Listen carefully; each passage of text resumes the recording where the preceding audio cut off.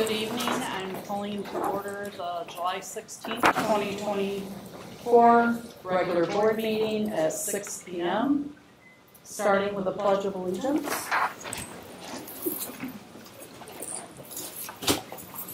I pledge allegiance to the flag of the United States of America and to the republic for which it stands, one nation, under God, indivisible, with liberty and justice for all.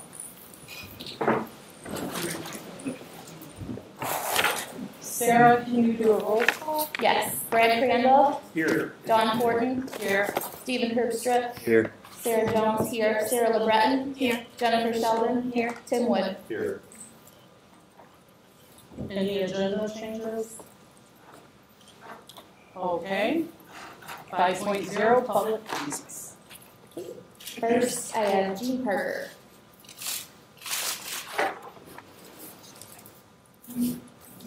I stand here. Yeah. That'd be great. We don't have a podium right now. All right. I am a Pennfield resident. I have two daughters that are Pennfield graduates. I was employed by this district for 40 years, 16 years in the classroom, and 24 years as an elementary principal. Needless to say, the Pennfield school family means a great deal to me. This district has always strived to do what was best for students by working together as a team. Board of Education, superintendent, principals, teachers, parents, and students. We were able to accomplish that with respect and integrity. My concerns at this time, along with many community members, are, number one, excellent teachers are leaving the district. They have many years teaching experience, have made a positive impact in the lives of their students, and love this district, but are leaving because of the work environment. Number two, 3 principals have recently left. Number 3, residents, families, students are choosing other school districts. My question is why? I think discernment is needed at this time to answer the question why. Also, exit interviews could be enlightening for the board and should be done by the board. And as the new year approaches, board members and the superintendent should consider engaging in friendly visits to building events and classrooms to support and witness firsthand the positive teaching and good things that are happening in the district. I also have concerns with the changes regarding building configurations for students, having teachers in classrooms that are certified, and no recess for elementary students in the AM. I know change is necessary. It has been done in the past with good results, but it needs to be a team decision, brought about by studying and looking at research, along with best practices and common sense. I close with this reminder. There's no greater gift than our children. Please, as a district, do right by them. Thank you. Thank you. Thank you. Next is Emma Brown.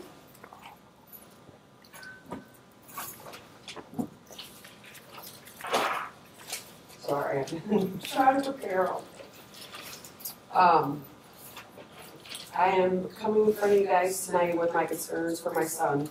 He was expelled in May of 2022. After much considerations, he was allowed back to be re-enrolled in Pennfield High School this past school year. Through the time of his expulsion, he was virtually attending online school during the school year of 22 and 23.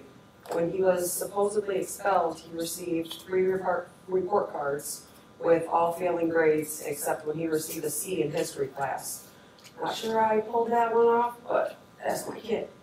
In May of 23, the middle school counselor reached out to his grandpa and aunt, who was also a Pennfield employee at that time, via email and phone calls asking to bring Mason in for PSAT and MSTEP testing, which he did. We didn't understand why this was happening, especially since he hadn't attended Pennfield in over a year. Fast forward to Mason's re-entry plan. we were told that if Mason fulfilled everything and stayed out of trouble, that he would be able to join the normal day-to-day high school setting with his peers. I was told that the school liaison officer, Mrs. Garfield, the school counselor, and Mr. Loy all sent Mrs. Lever emails asking for Mason to join his peers again. It was recommended that he no longer needed to be searched daily because no one felt he was a threat. Mrs. Lever went against the time frame that was agreed upon to keep him in a segregated class and said that he would never be allowed to be back with his peers. Given the trauma that he experienced, especially at the time of the incident, we all appreciate that he was admitted back into school. But being in the academy with a few older students is not helping his self-esteem or his academics. So a day in his shoes at school, as he attends school for 3 days a week, he gets searched every day when he goes in. He gets to go to a secluded class, so he doesn't get to go out with any of the other students. And he's got to stay in there with, I'm not 100% sure about this, but he doesn't have a teacher in there. There's an employee that kind of makes sure everybody's good. So he doesn't have the student-teacher interaction. He's going to be going into his sophomore year this next year, and he needs to be back with his peers, going in and out of the classroom. You know, he's on a computer by himself and does all of his work at his own pace. And there's no lessons or teacher interaction that he has, or it's everybody is by themselves. So we are wondering why he can't go, and he's done everything with flying colors. He's never been in trouble since any of this has happened, and he's got people in his corner going, you need to go back out and be a kid. He's in with a couple of older students, and he needs to get back in with his peers so he can have a normal high school experience. Because if he doesn't, then there's no reason for him to be here. He comes here and he sits on the computer all day, and he doesn't get that. So I'm asking that he come back into the normal school setting. Thank you. Thank you. Linda Smith.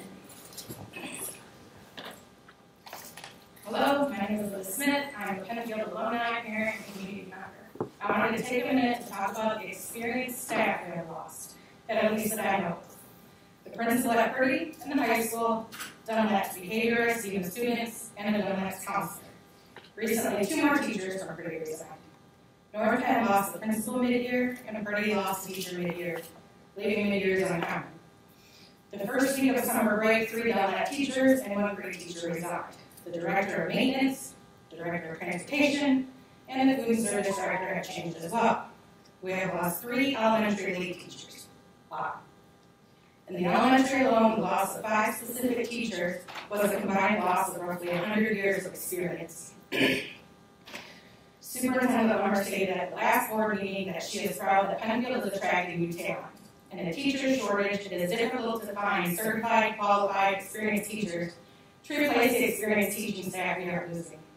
During the 21-22 school year at Michigan, had a retention rate of 83%.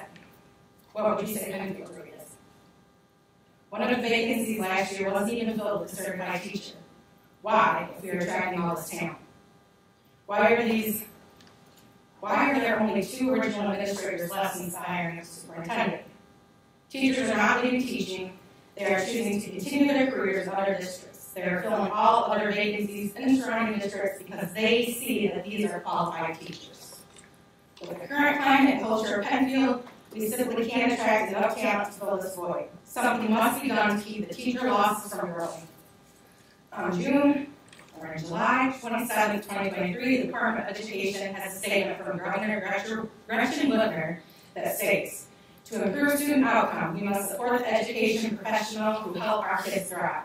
Let's keep working together to grow the teaching profession and ensure every classroom and every school has a qualified, skilled professional at the front.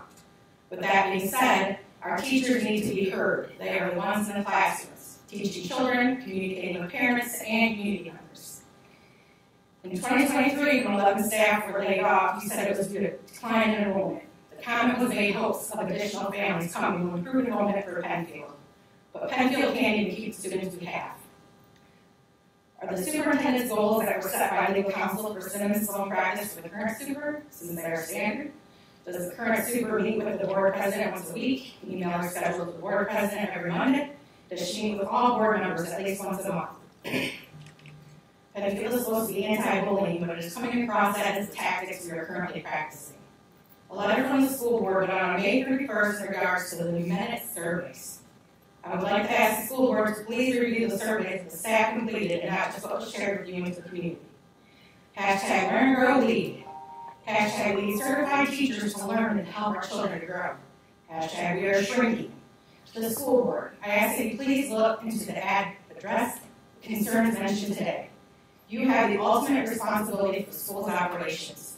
You are officially entrusted with the governing of Pennfield schools. Your role is to ensure the school district's values, beliefs, and priorities of the community. Thank you. Thank you. Thank you. Connie Everson.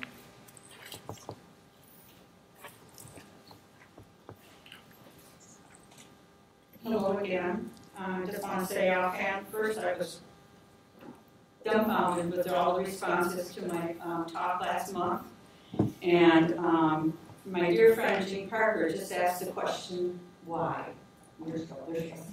And I actually have some responses to why. I have some anonymous comments from teachers that have left or are leaving to answer Jean's question, why? Dear Pennfield, please listen to the sound of the footsteps of those walking away. That's the sound of more than 100 years of Pennfield teaching experience leaving Pennfield. Let that sound of 100 plus years marching away speak to your hearts. If you just wanted to leave for higher pay, different benefits, geography, family proximity, or due to lack of commitment to Pennfield, we could have gone long ago. We would never have been invested so many years in Pennfield just to leave because we were not committed. Our commitment has already been demonstrated by our stacks of years of service certificates. We would never give up seniority, familiarity, or treasured relationships just because we were not committed. Please don't let the crafty words of a superintendent who has been at Pennfield for 2 years silence the questions that are rising as you watch 100 years of teaching experience merge out of Pennfield.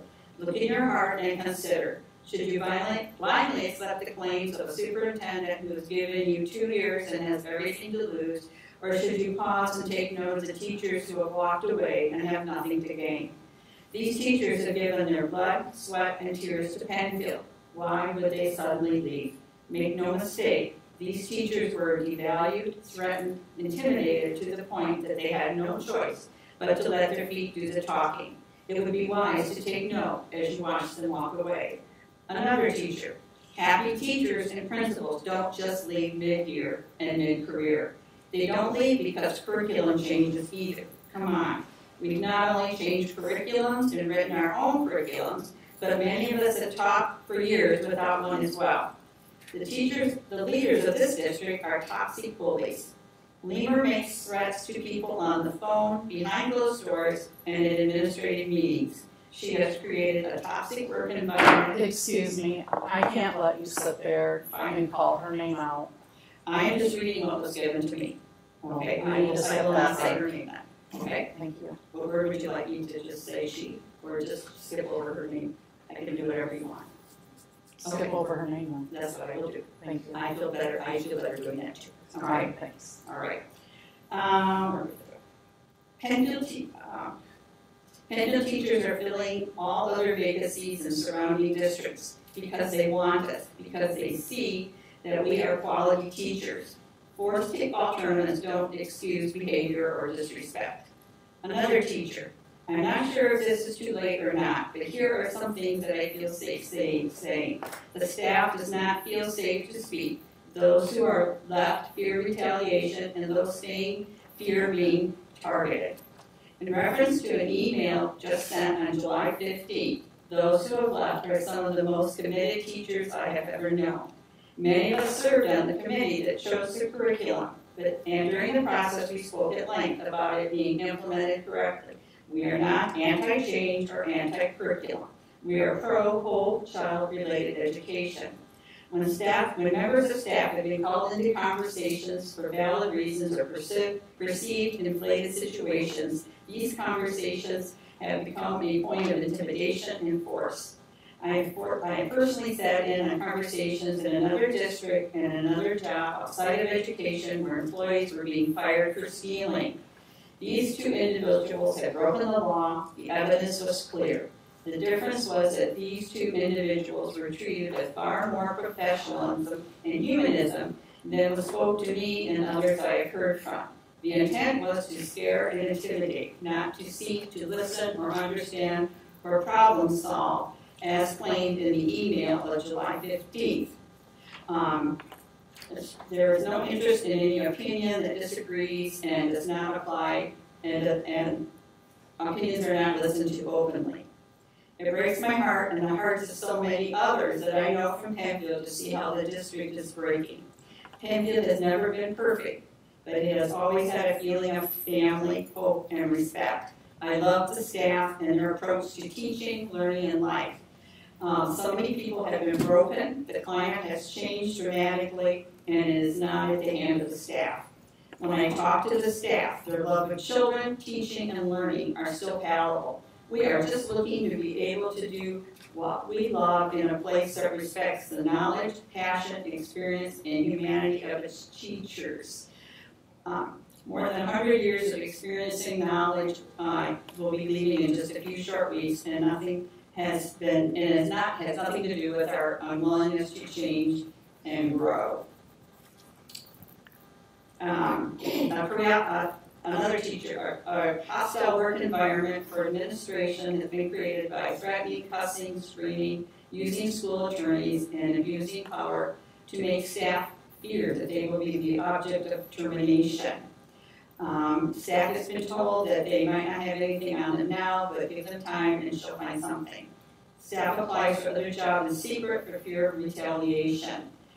Threats have been made that if people apply for jobs elsewhere, she would make sure that they never work in education again. This has been tried already with 2 previous administrators. Job postings in other districts are watched and contacts are made to people to inquire if any Pennfield employee has applied. Submission, this is another one. Ma'am, Mrs. Everson, we have a 3-minute. I know, that's why I was waiting for you to stop me. This is a good place to do it. Thank you. Thank you.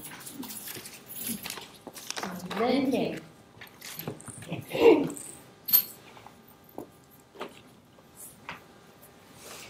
I'm a retired teacher from Pennfield, worked there for a very long time, and as a kindergarten teacher, reading recovery teacher for 17 years, art teacher, and I still, consider myself part of the staff because it is a big family.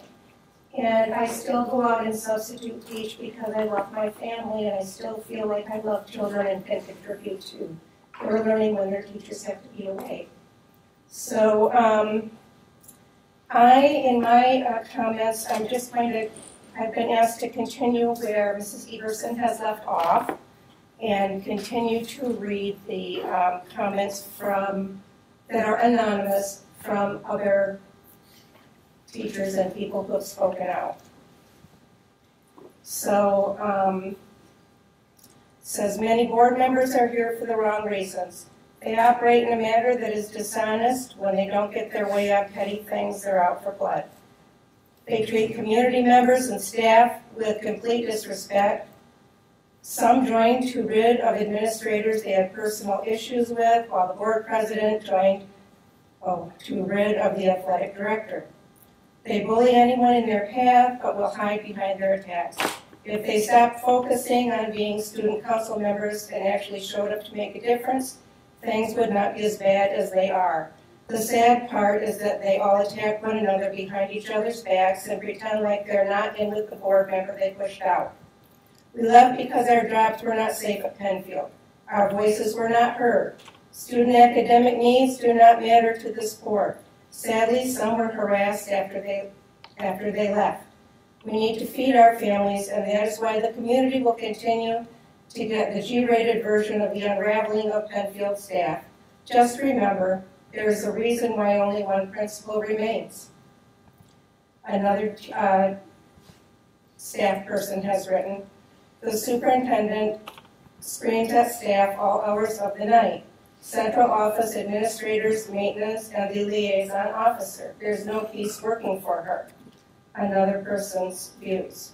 I'm a teacher who resigned from Pennfield, and I heard you're collecting quotes anonymously from teachers who left. I'm writing this because recently an email was sent to Pennfield staff giving the reason that many staff members were resigning from Pennfield schools. As the reason given by the superintendent did not match my reason for leaving, I felt it necessary to state the reason for my resignation. I loved working for Pennfield schools. This was always the place I wanted to work. My time at Pennfield developed strong friendships and relationships with my colleagues, my students, and the families of my students. This feeling towards Pennfield changed in the 23-24 school year. I no longer feel supported or valued by the administration in Pennfield. Throughout the year, several teachers were questioned and/or written up for perceived negativity. The reason for the conversation and/or write-up seemed to be administration wanting teachers to simply follow directives without acknowledging experience and differing data sources. These conversations and write-ups are what created a toxic work environment for many people. Furthermore, I heard many instances of the people who were questioned and/or written up being placed on a gag order and had their future livelihood threatened as the superintendent. We're at 3:47. Okay, thank you so much for Thank letting you. me know. Thank you for allowing me to speak. Thank you. That's the staff.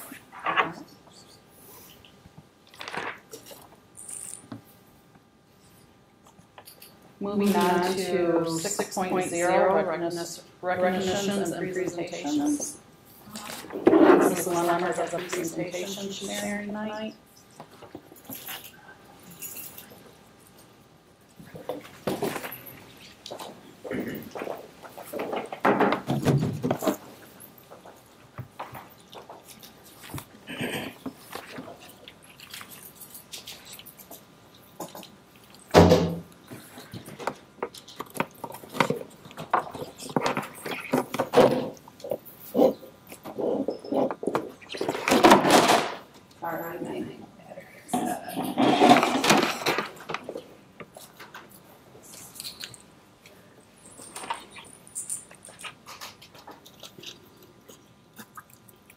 What am I missing?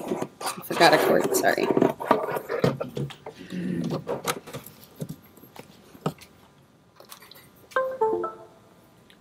Okay.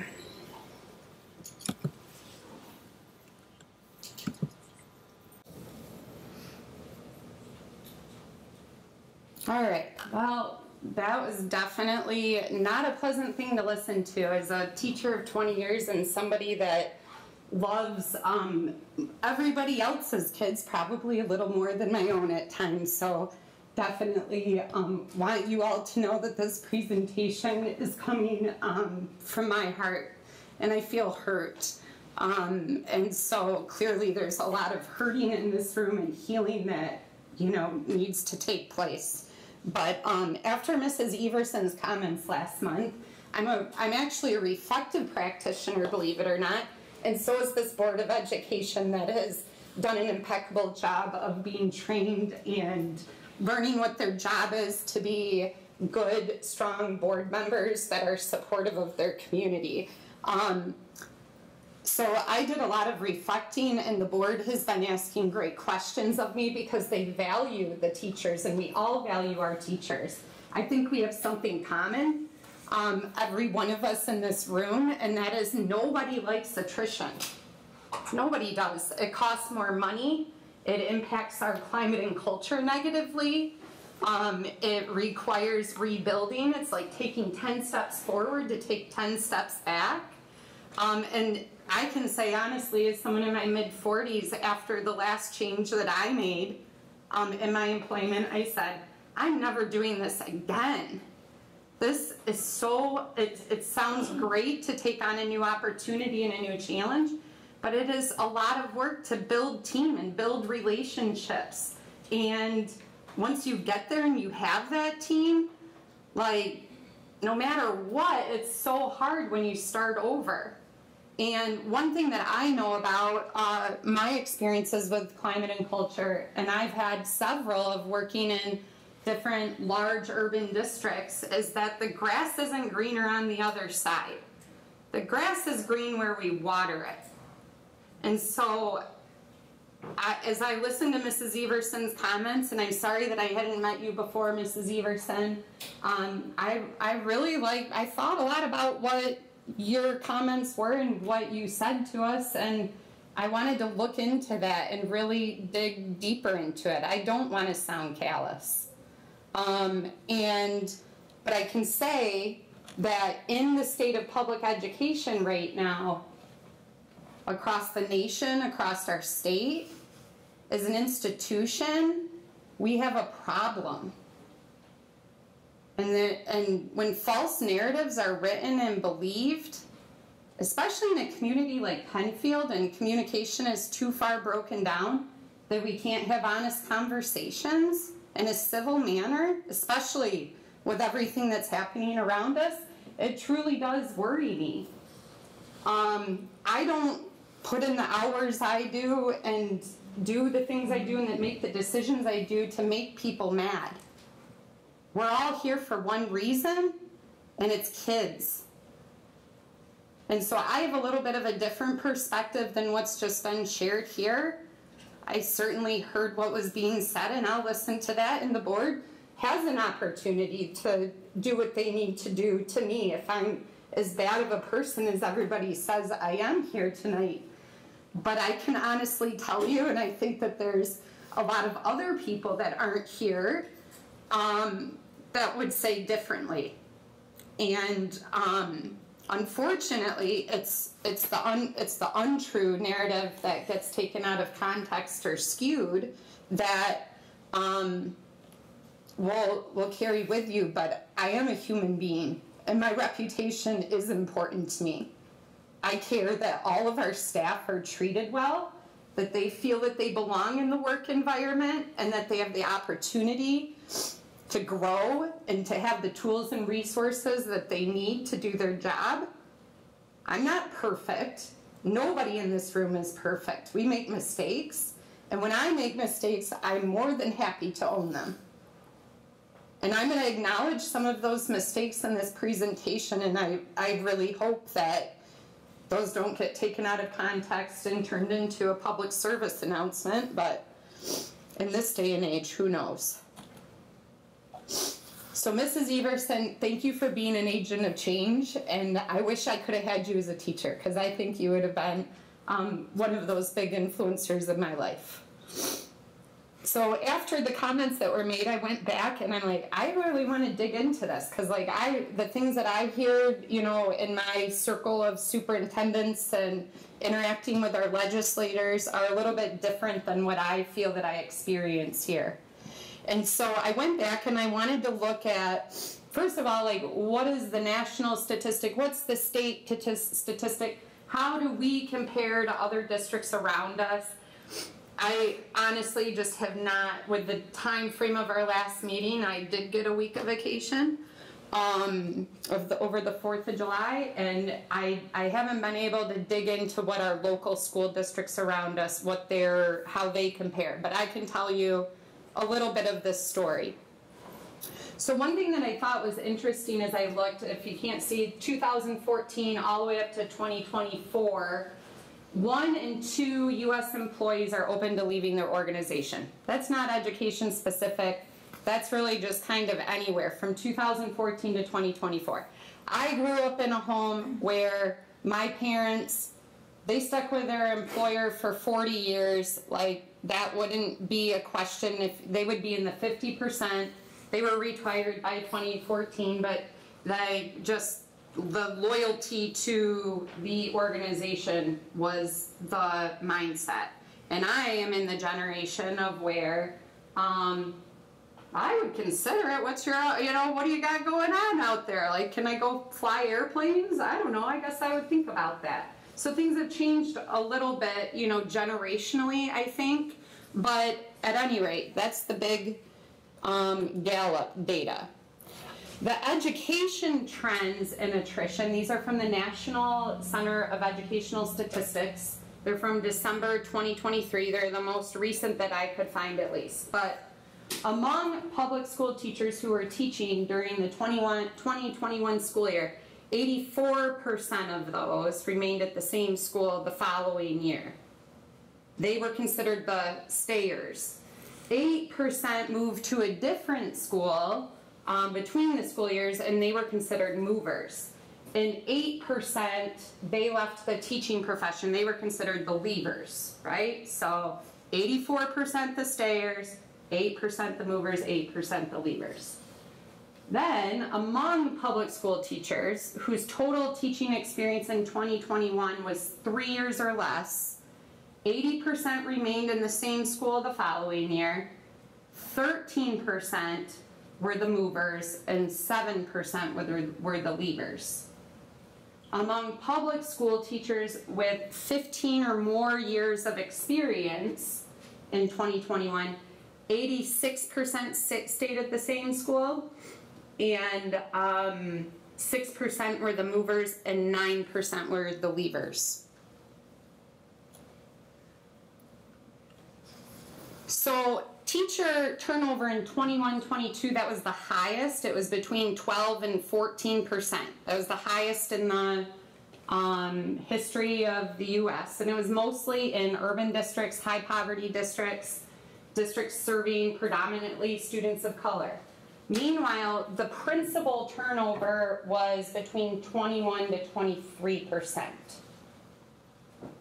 The days of like a principal staying in a principalship for 25 years, it's I'm sure it happens, but it is very rare to see. The lifespan of a superintendent is 3 years from start to end of career as a superintendent. Not even just like you're in one spot and then move to another. Pretty alarming statistics, in that way. Principal turnover is highest in high poverty and in rural districts, which according to the Rand Corporation, we are a rural district. 90% of districts experienced one or more policy change, either they enacted or the state enacted, to boost teacher ranks in response to teacher shortages. And in the state of Michigan, it's part of the strategic plan.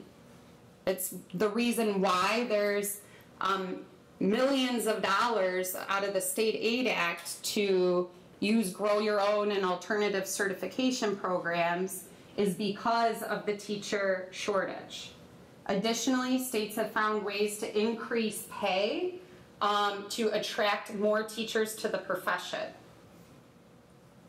Just at the negotiating table with our teachers, I was reflecting on when I started teaching. There was very few teaching jobs. It was very hard, and I can remember, making $24,000 with a master's degree in teaching, and us having to give 3% back so that the district could continue to operate.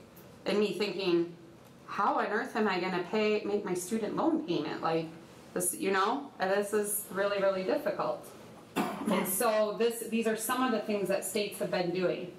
In the 22-23 school year, the principal turnover rate was 16%. If we look at the state of Michigan, this is taken from My School Data, the data hub that the state of Michigan hosts. The state of Michigan teacher retention rate for all teachers was 73%. And when I say retention of 73%, that was 73% who worked like in one district and stayed there for the next year. Not like only 27% left teaching. That's not what that meant. I just wanted to be clear. The newly hired teacher retention rate for the state of Michigan, so the teachers that were hired in for the year of 21-22 and then stayed for the following year, was 60%.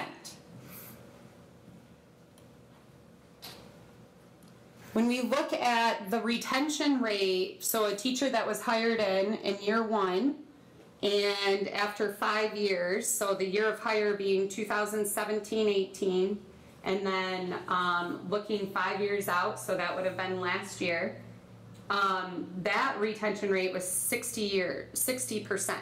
So the teachers you hired in 2017, and then looking at how many of them are still employed 5 years later. So where are we at? So the retention rate, and this, I'm not presenting this out of like, well, this is when I came versus this is what it was before. I want to show you a period of time for Pennfield schools, and you can make your own inferences based on that. But the retention rate of all teachers for 21-22 for Pennfield schools was 79%. And during that same time frame, the retention rate for the state of Michigan was 73%. So in 21-22, our retention was better than what the state of Michigan's was. The 5-year average retention rate was 78% for the state of Michigan, and it was 87% for Pennfield schools. So I wanted to know one step further, and thank you, Mrs. Everson, for bringing this up, because I think that I am proud of the district. 17-18, 92.1% retention. 18-19, 86.5%. 19-20, 89.6%. 2021, 94.3%. 21-22, 84.4%. 22-23, 83.3%. 23-24, and yes, this is the most up-to-date with the most recent resignations of the teachers that I am hurt to see leaving, we are at 88.5%. The narrative is false. It's horrible that we're losing teachers. I hate that we're losing teachers. Every single district in the city here, in these 4 districts, we consistently pass around teachers. We shift them out. Harper Creek, Lakeview, Battle Creek, Pennfield, Marshall. We keep just moving around and exchanging employees. And I want to know, like, is the grass greener? Like, I don't like having to offboard and onboard it for all of the administration. It's hard work. It's 10 steps forward to take 10 steps back to 10 steps forward. Like, it's great when you can retain and build a great team and maintain that team. But to say that we are worse off than what's happening elsewhere, we're actually not statistically worse off.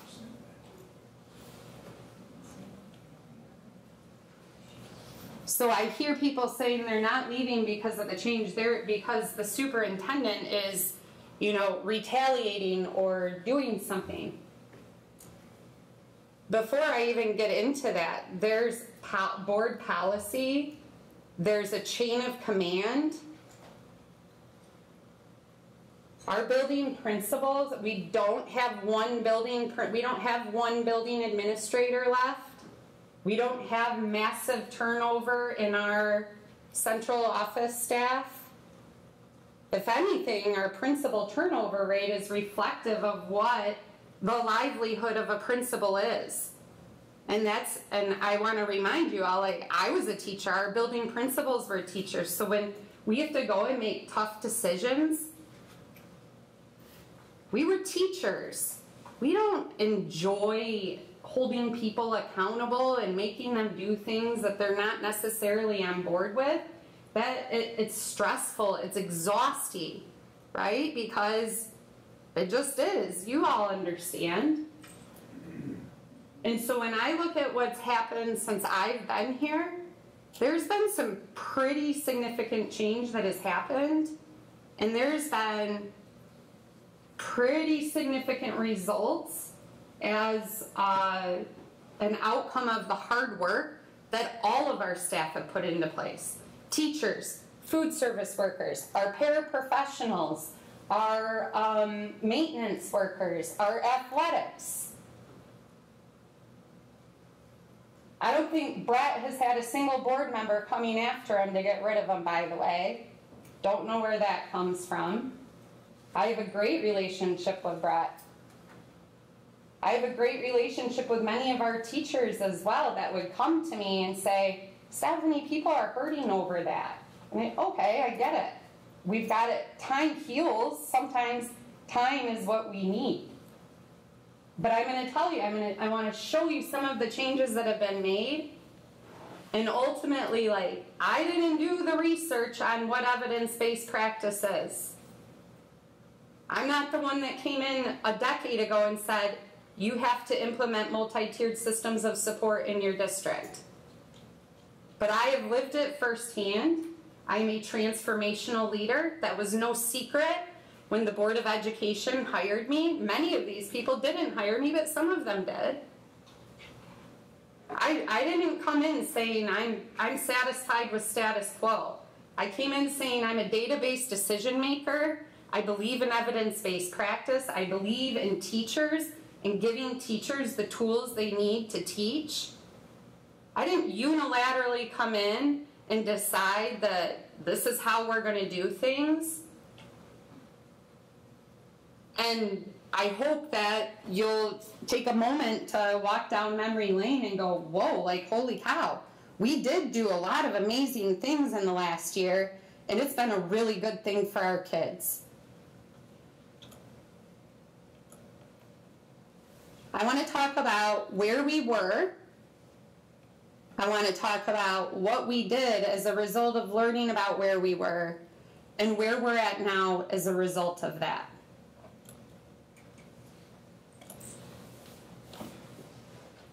Where I went wrong is that I presented data to our staff about the current state of affairs of our student achievement. We have a lot of stakeholders. We've got parents, we've got community members, we have our students. And when I looked at our student achievement data, I got really sad. Because when I first came in, the teachers said, we need a curriculum, we need tools. I worked with the board to allocate $2 million to get tools in the teachers' hands. And when I went and I analyzed the data, after a year of having those tools, my hypothesis had been well, if we just get the tools in their hands, it'll automatically help because they're all awesome teachers. They're all awesome parapros. They're it'll just be great, right?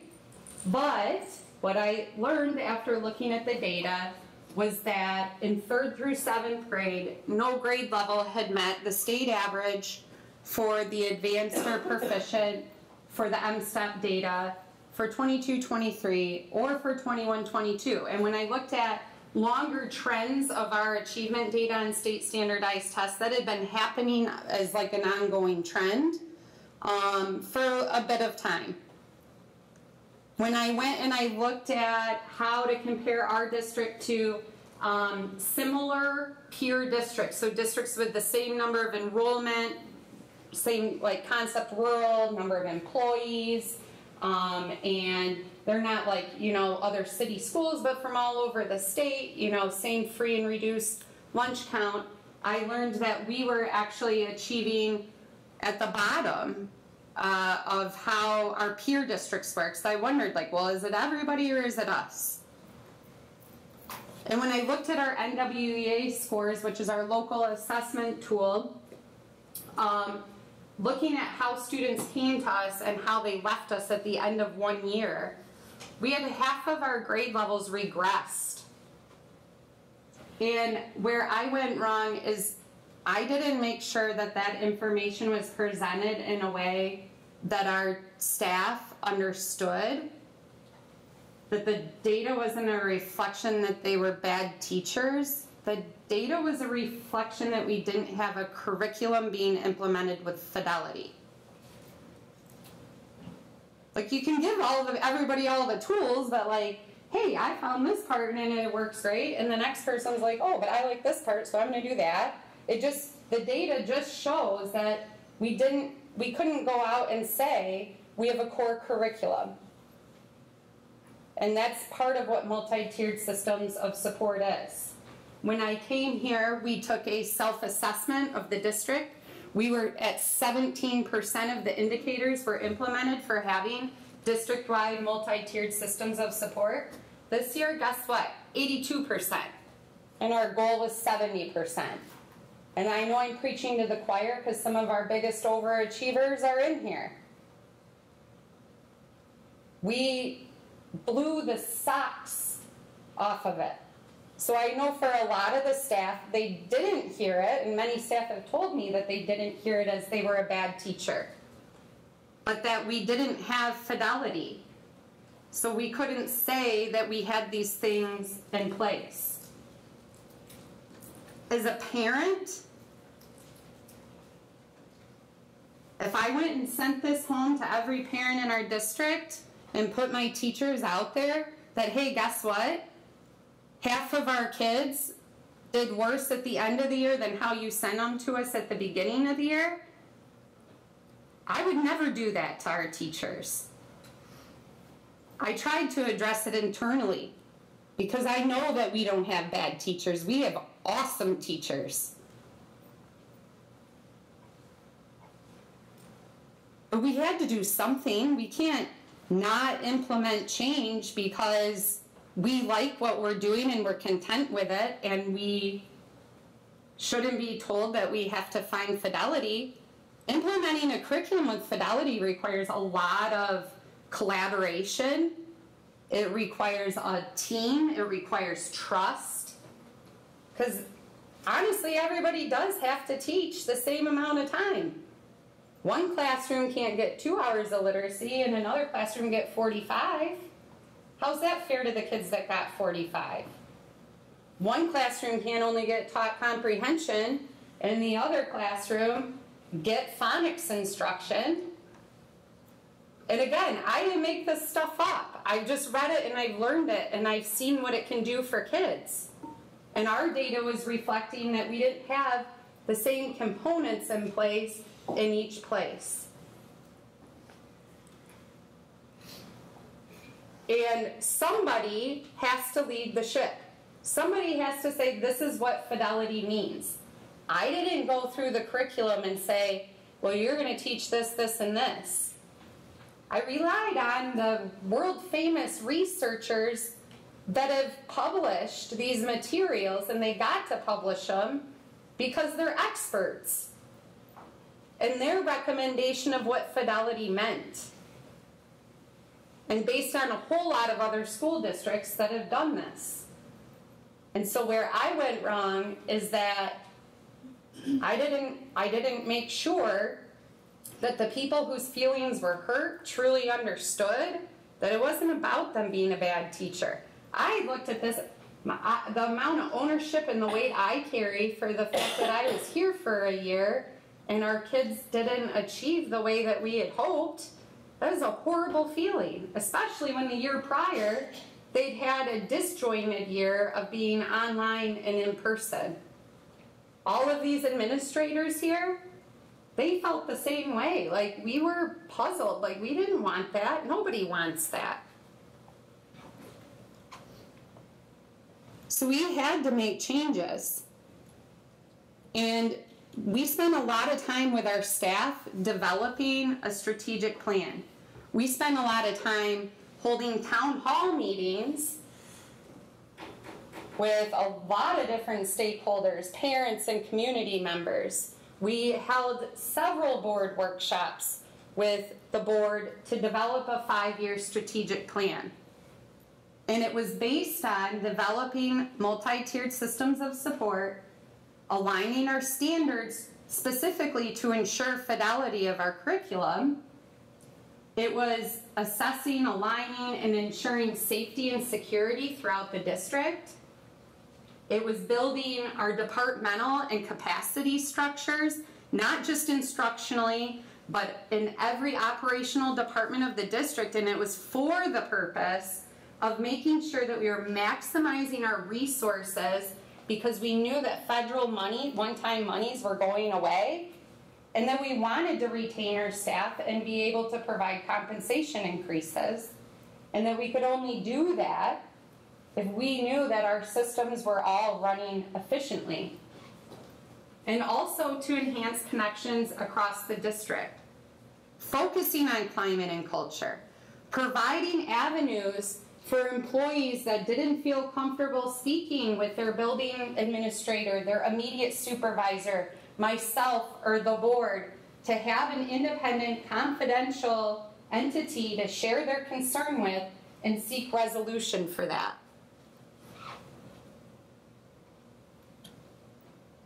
And I'm not going to go through all of these, but these are the things that I've been reporting to the board. These are me blindly making things up and me solely taking credit for things. These are things that the team did, that all of our teaching staff, all of our employee groups have worked together on in order to make happen.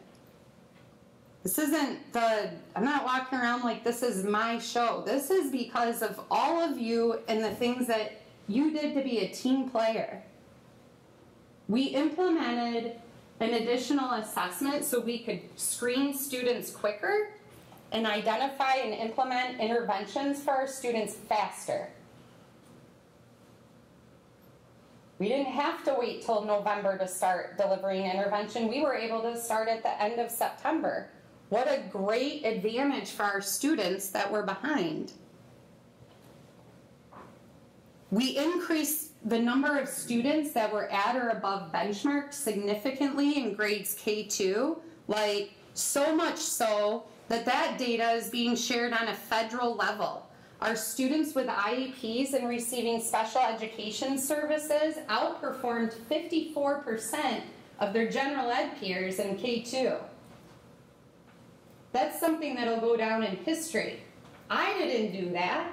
That wasn't anything to do with me. That was to do with our awesome staff implementing evidence-based practice on a grant that they went above and beyond to get.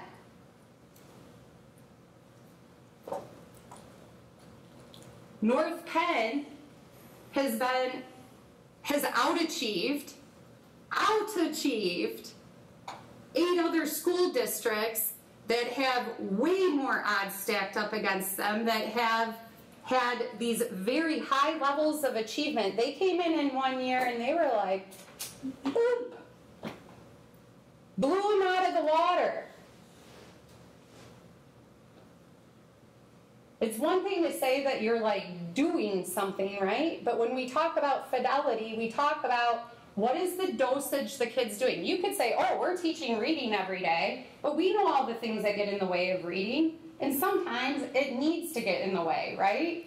Sometimes it has to, because kids have other needs and it comes first. But 80% of the time, our staff gave the kids the intervention that they said they would. The going rate at the other districts that were doing this was more like 50%. 80%. Our fidelity, they had little robots watching them teach to look at, were they doing all the things that they were supposed to? Or they had an outside person observing their instruction. It can be intimidating to see, like, how are you doing this? They had to accept coaching in order to do it. We had the second highest fidelity in the state of Michigan at 76% in 1 year of doing the work. I wasn't walking around saying, you better do this or else. There's nobody threatening anybody. Our staff were committed and dedicated in doing what they knew our students needed, and they did amazing things.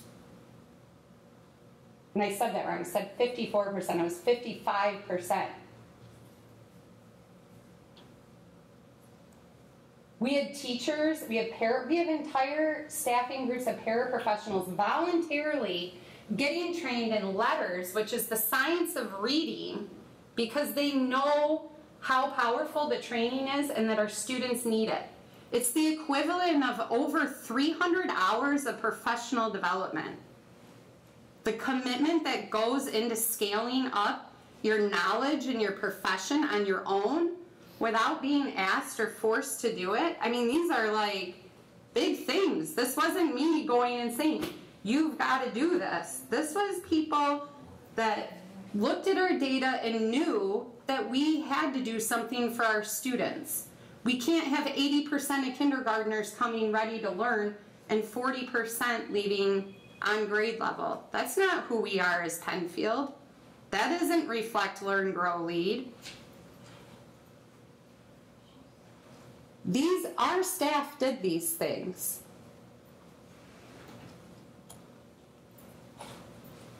We knew that we had to find a way to be able to monitor instruction. A big part of looking at that data was me reflecting with the admin team and saying, we have no idea. We have no idea if we have fidelity. What I think fidelity is versus what that principal thinks fidelity is, or that principal. Like, we had to own that data. We applied to Harvard. We were one of 13 schools across the country that got accepted to go. And it's based on things like, what is the teacher commitment? What is the parapro commitment? What is the board commitment? Not just who do you have willing to come here and sit and take a 5-credit grad course from Harvard for 12 hours a day and learn this the right way. It's not just who wants to pay the money. They're actually quite selective. And that's how awesome of a staff we have, that we were able to get and go. We were able to go there. We were able to include teachers in our network to develop instructional rounds so that we can continue to build collaboration. We implemented, as soon as we came back, a pilot network of instructional rounds so that we can learn how to begin to scale up and get the tools that we need so that we can implement that district-wide. Our elementary curriculum council and our district curriculum council, we implemented professional learning community leads. We're looking to send all of our PLC leads to the Professional Learning Community Institute, because we know that our teachers need time to collaborate, because in order to maintain fidelity, that time has to be there. And we're working on that together. That's not done in isolation at all. And we established a district implementation team, or our district implementation team has been established. That's the team that when we came and we got our baseline, when I came here, we got our baseline data on where were we at. Like, we can say, well, we've implemented multi-tiered systems of support. But when we went through and actually looked at that, we were at 19%. And this year our goal was 70%. We achieved 81% implemented. We are leading the county. The county, the ISD, has created a department specifically on multi-tiered systems of support and hiring coaches to help other districts improve their infrastructure, because the work that's happened here from us taking our data seriously, informing our decision making, and aligning it to the board's short-term and long-term goals in the strategic plan is working. There's no dictatorship. And on the outside, there's a lot of people that want to come and learn from what we've been able to do for our students in a short amount of time.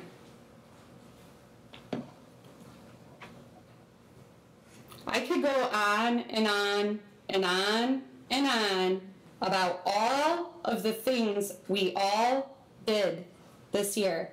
And I'm happy to meet with anybody and sit down and talk to anybody about all of the great things that we have done here this year. It goes on and on and on.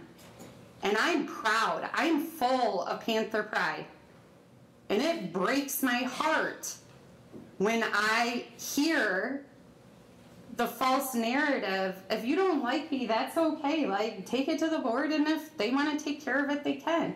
I never presented myself as an imposter that was going to come here and stand back and watch kids not be able to read.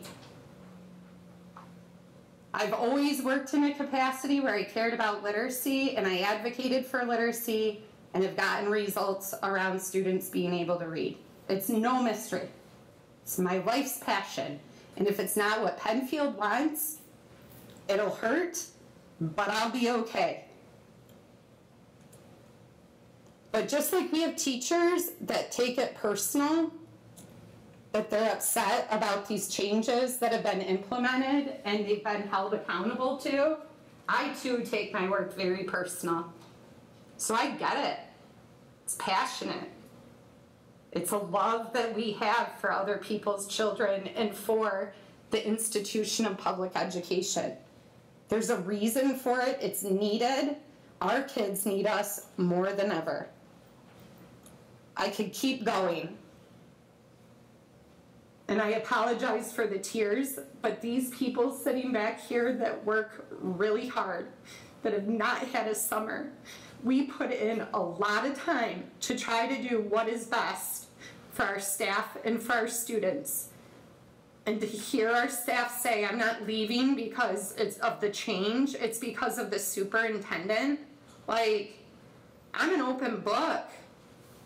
I mean, you got my evaluations. What else do you want? You want my emails? You want my phone records of who I'm talking to and at what hour I'm talking to them? I'm FOIA it up. I'm happy to pass it off. But I can guarantee the passion in my belly if there's a late night phone call is because we have a kid that's experienced a traumatic homicide and we need help.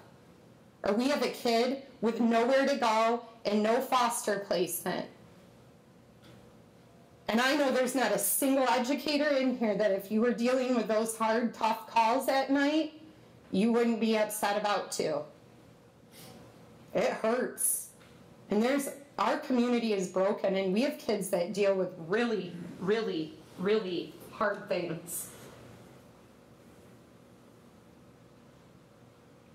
And we work with a lot of institutions and organizations that we're counting on to communicate with us so we know who's walking in our doors each day.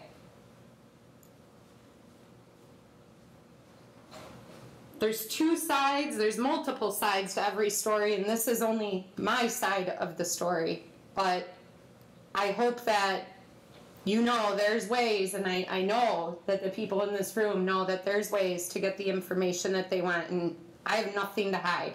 There's no conspiracy here.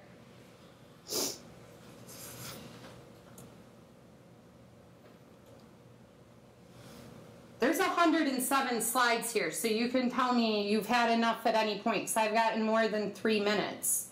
But I just want to share just a couple of examples. So whoever wants to knock me for trying to bring our team together to play kickball, part of that day was to celebrate this. I didn't get the chance to do that because my staff needed time to pack up their classrooms. And I listened to that, believe it or not, and gave them the time they needed to do that for construction. But those of us that were ready to have some team time together, we took it. And we had a blast. Things like slinging mud like that, that's not gonna help us heal. It's not gonna help us move forward. We did tough things, and as a result, I feel like we're stronger and ready to take on the next group of kids. When I look at our kindergarten data, where our kids came in at, this over here, the green and the blue, 43% of the kids came to us in kindergarten at they're ready to go and on track to achieve at the end of the year.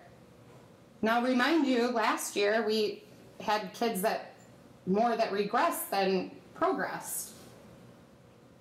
And this year, if you look at the red, you definitely don't want kids at red. After kindergarten, that achievement gap is very hard to close. And if you look at the end of the year, this is district-wide for kindergarten, or I'm sorry, North Penn for kindergarten. We still have some tier 2 kids that need some additional reading support, but like 60, I don't know what the percentage was there, it got taken off. April, do you know what it is? I think it's like 70%. That's huge. Together between the blue and the green, I think they add together to be about 70%. And I have it in another slide. Looking at first grade, look at the beginning of the year. Remember last year in kindergarten, our kindergartners, we had started with 80% on grade level, 40% left on grade level. We started this year with 67% in the red, and look at the end of the year, how many kids we moved. And I shouldn't even be saying we. I didn't get to teach the classes, but our awesome teachers taught the classes.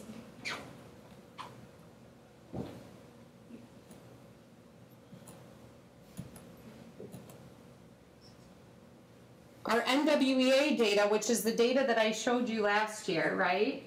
So at North Penn Elementary last year, at the end of the year, only 38% of our students made more than average or more growth. And you can see up in that corner, it's like an orange circle, which says there's a problem with the curriculum, because not enough kids made growth. This year, our growth is the 74th.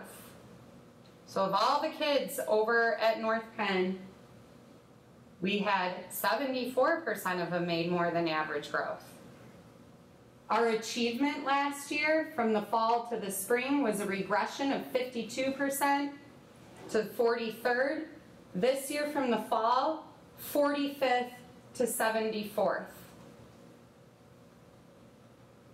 Green is good. Green means the curriculum worked. It means the instruction worked. It means that there was fidelity.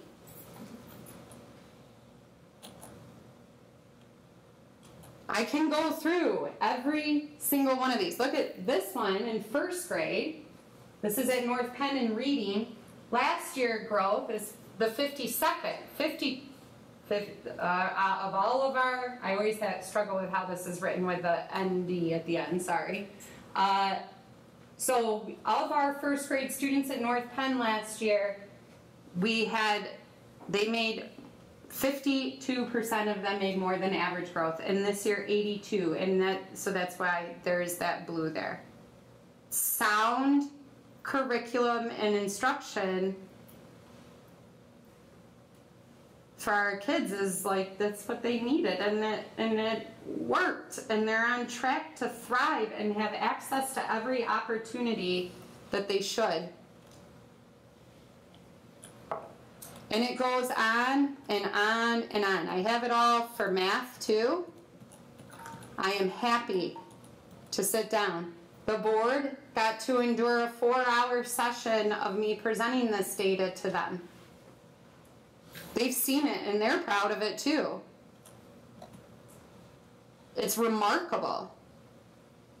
Remember that first graph from the year before where we said 45%, there was this regression? This year, we had 3 grade levels where there was a little bit, but one of the things that we know about the NWEA is that the baseline, the kids don't have the computer skills. Having 78% score in the high, average, and average compared to 43% at the end of last year, remarkable. I'm proud of that. And looking at the discrepancies in 6th grade and 9th grade, it's not that we're looking at that going, bad teachers. We're looking at that going, okay, we know we had fidelity, but now we clearly have some holes in our curriculum because NWEA is an assessment of, do you have an effective curriculum in place? Not that there were bad teachers or people that were out to do bad. It's out of wanting to make sure there's opportunities for kids and that they can read. Our math data skyrocketed through the roof. Like, it reminds me of, like, before there was M-STEP, there was MEEP, and they changed from MEEP to M-STEP, and they, like, made the expectations way higher, and that's why a lot of districts, all of a sudden, their achievement looked like it was bad. But this reminds me, this is what, when the board and I sit down to set what are academic goals, I mean, like, we're blowing the roof off of them. Our kids are fortunate to have fantastic staff that are delivering instruction to them. And I mean, I can handle the criticism of these initiatives and these changes or how the delivery was made. But again, I can't imagine not letting the staff know what's going on. If I really was out to get people, I think I could have probably created a pretty big negative PR scam or whatever it is. I could have made some PSAs to toss up on social media to say what a bad place this is to live and work. But I don't actually believe that, and I don't think that most of the people behind these things actually believe it, because they do so much to contribute to the positive climate and culture that exists in Pennfield schools. Clickbait culture is out of control. I'm a civil human being, and I am happy to sit down with any person that has a problem with me and listen to what their issues are with me. I don't care how bad it hurts. I'll listen. I'll reflect, Mrs. Everson. I'll reflect on the comments that you made tonight. And I'll come back with more to say, because I believe in what we're doing here. People struggle with change. It's not just in education. There's entire graduate programs on organizational leadership and change management. Now, I don't know if they've updated their coursework since COVID, but I'm going to look into that for my own professional development, because the way that I could lead before COVID and the way that I could lead after, I think there's a difference in where we're at.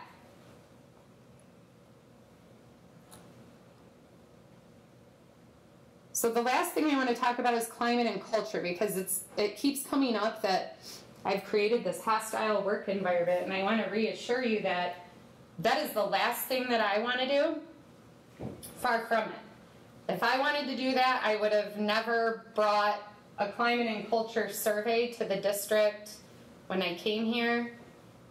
We wouldn't use that data to inform decisions. We wouldn't share that publicly. There's good, there's bad, and there's ugly, and you're going to see it right now. And I'm going to tell you about what we do with this data to help us with planning.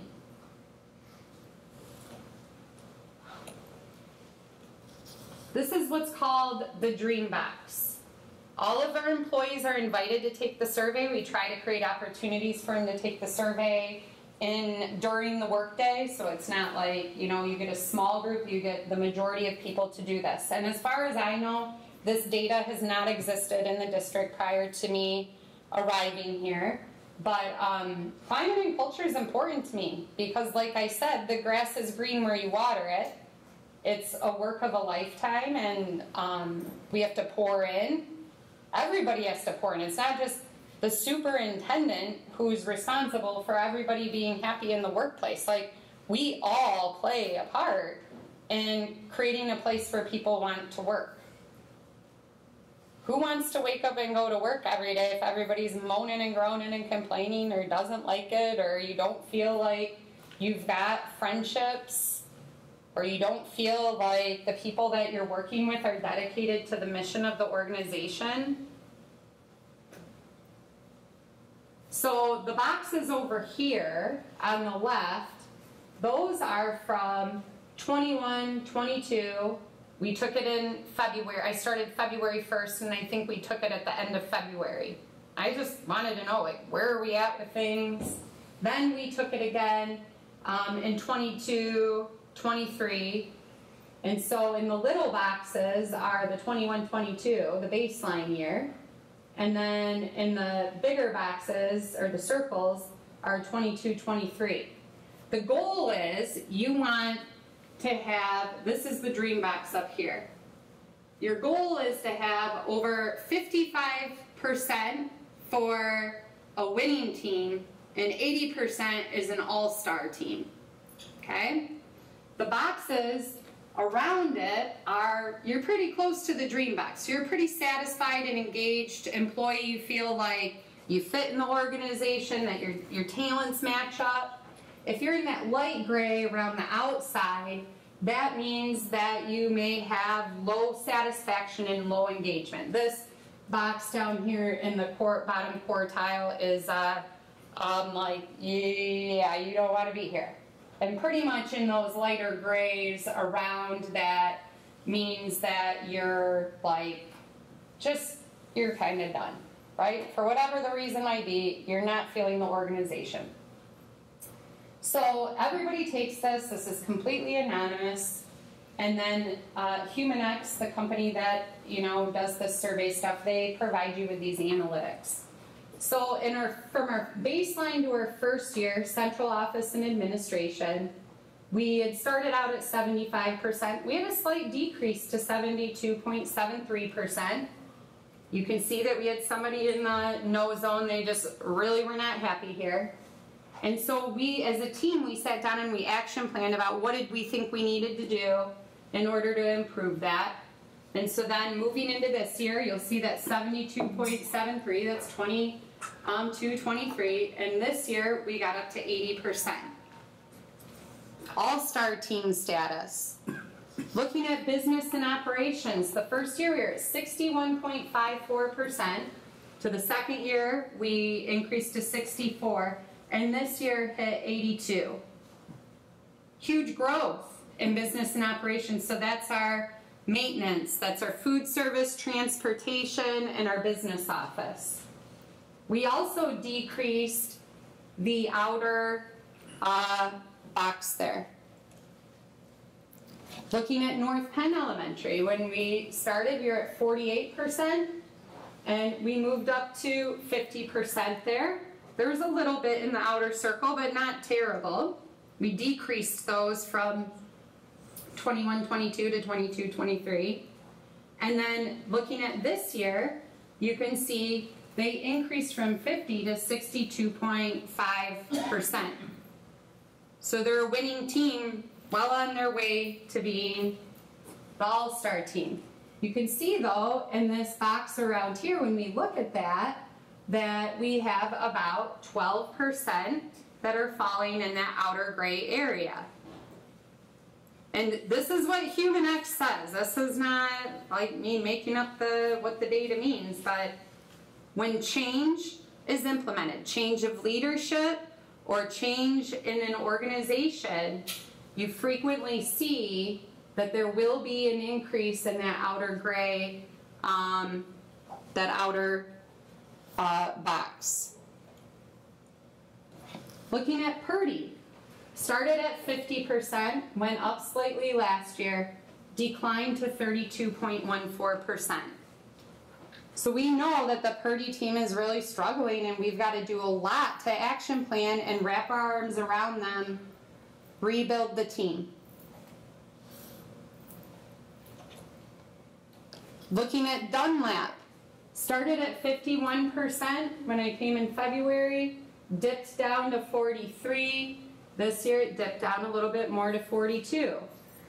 But at the same time, the number of employees that are identifying as having low engagement and low satisfaction with the organization also decrease. So it means that some are, you know, like, okay, like starting to see where I fit here and what's going on, and I have a little more engagement, satisfaction, moving along.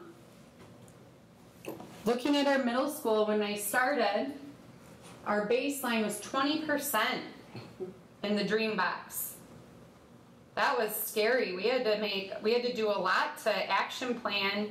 You know, after being here a few months, okay, what can I do to support? We've got to really look at that. They've grown from 20%, this year having 59.26%.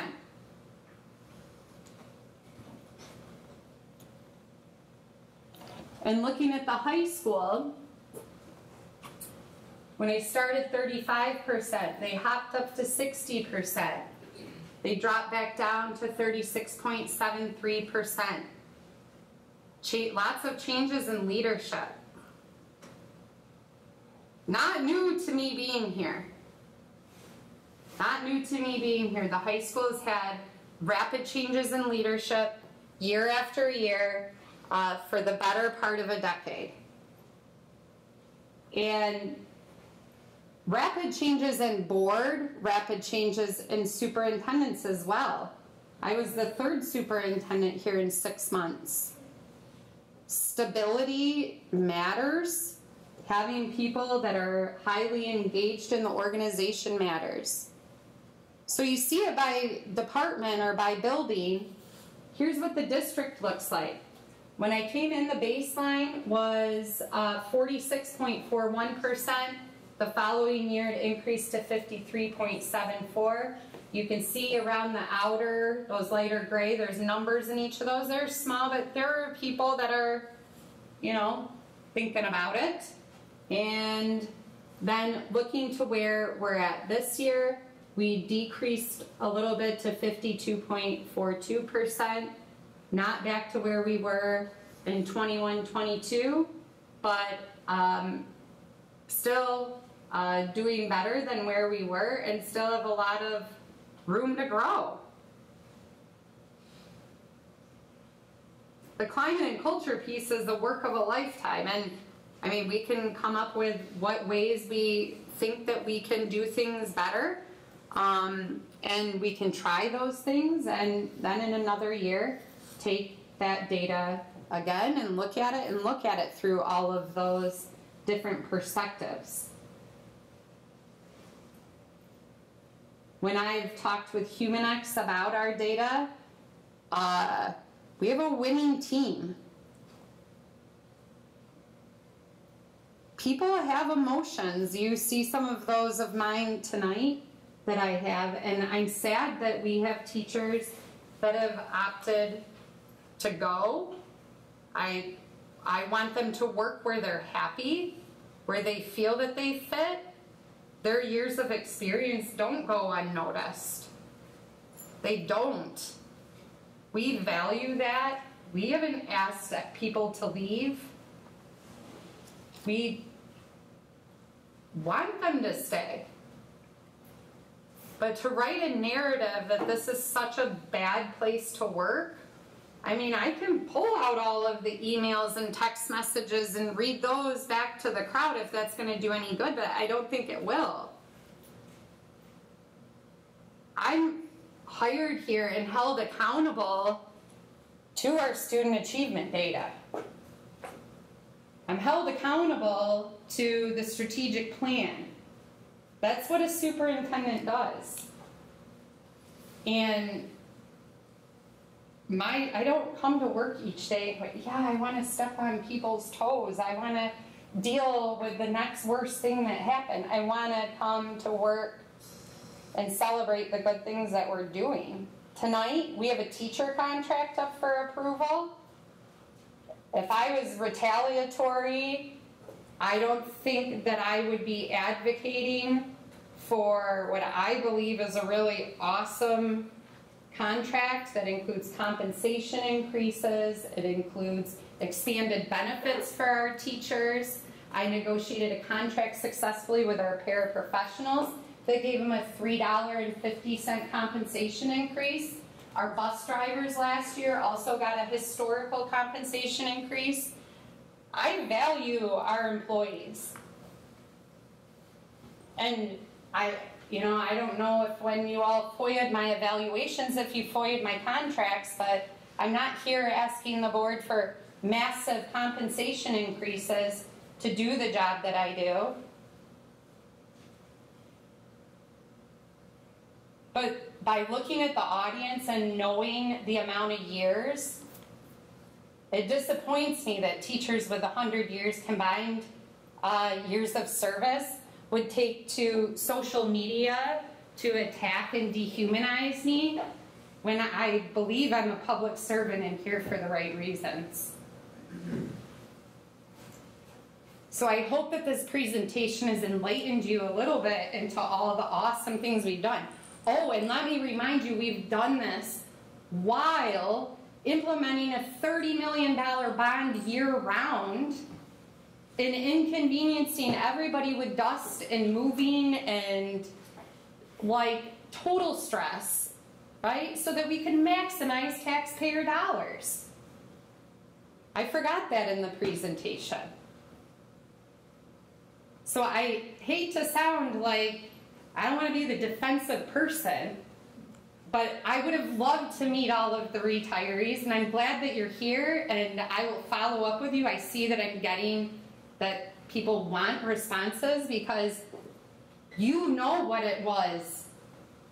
Public education isn't what it was, and that's sad, and it's changed drastically over the last 5 to 7 years.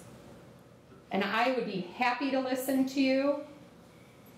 I definitely am not going to get into individual personnel situations. I can't talk about that. While you all can talk about me as an individual, I don't get the luxury of returning the favor. But I'm definitely willing to have a civil conversation and see how we can work together. If there's any of these board members that you would like to accompany me to a meeting with you, I'm more than happy to do that. I'm not hiding anything from them. They know my mistakes. They know I'm flawed.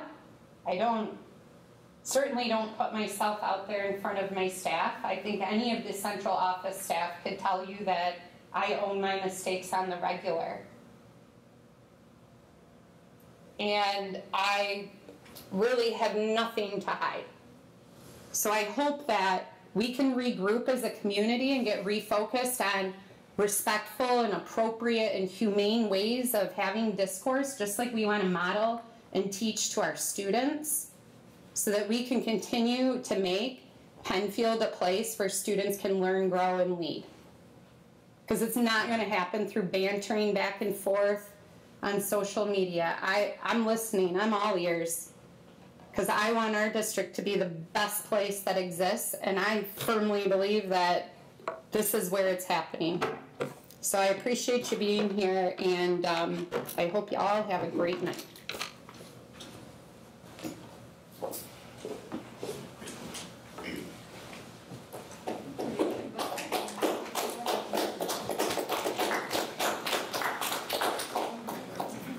Thank you for that presentation, Ms. Lemmer. Moving on to 7.2, Superintendent's Report. So a few things, oh sorry. I was just saying, before we lose a bunch, the people that are leaving, can we do board comments? Can we move that up a little bit if we had something to say to the people that are here? Well, it'll be recorded. Okay, perfect. So in terms of the update, quick bond update, currently we are, as you know, significant renovations at Dunlap in the high school. The things that you can see from the outside are the parking lots that have recently been done. We have multiple classrooms that are getting painting, lighting, air conditioning, new heating units, boilers are all up and working, and just a few hiccups along the way, you know, that I think come along with any construction project that we're working through, and that's really the timeliness of inspections and all of the school districts, you know, that are doing summer construction and making sure that we're able to to get those inspections done so that we have occupancy in our buildings. And so one of the things that I'm working on problem solving right now with our maintenance director is that we have a inspector that believes that we did not follow the protocols for implementing the night lock system back in like 2016, before 2017, maybe before any of us were here. And so there's, you know, a lot of bureaucracy in terms of how you go about getting permits, but those permits were never pulled. So we need to do some backtracking and try and see what we can do to work with them. Their identified solution is removing all of the night locks in all of our classrooms and filling the holes in the floor with epoxy. I don't really think that is probably the best idea. And so I'm hoping that we can find a workaround to that, because basically what would happen in that scenario is we'd have to do all of that, get new drawings for how to install the night locks, which they were all installed properly, and then reinstall them all. So it's just kind of like a waste of everybody's time in order to check that box, so that we can have kids here on the first day of school, which is definitely going to happen.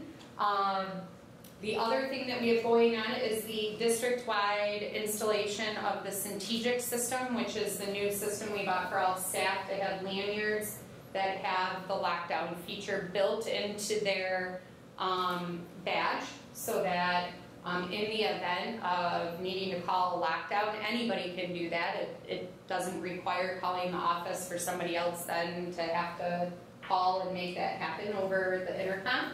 It will immediately put the entire building into lockdown, and so we'll have that in place and ready to train our staff when we come back to school. So we're really excited about those things that are taking place.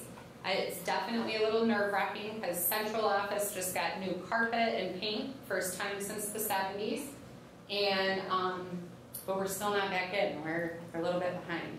So, and we've got the audit coming up here in the next few weeks, so we're getting real anxious to get our occupancy so we can get back in there and stop taking up Mr. Wilson's high school office. So all in all, things are going well with that. Robbie wanted to be here tonight, but he had a football obligation that he is at. Additionally, you have on your agenda tonight the approval of the teacher contract. I see that Carolyn is here. She was on the negotiating committee, and she runs a tight ship, but she's really fun to work with, and I appreciate you giving up your days and nights to be here, Carolyn, and glad that we were able to get that done. And excited that we'll have that in place for the teachers' next pay, which is, I think, the first pay of the new contract. Is that Angie, or is it August 20th is the first pay? So we're ahead of schedule there. The other thing is in terms of staffing, we have been working diligently to interview. I know today there were middle school interviews for 5th grade teachers, Spanish teacher. So we're monitoring things closely and following up on leads for employees, but we are still in need of a couple of 5th grade teachers.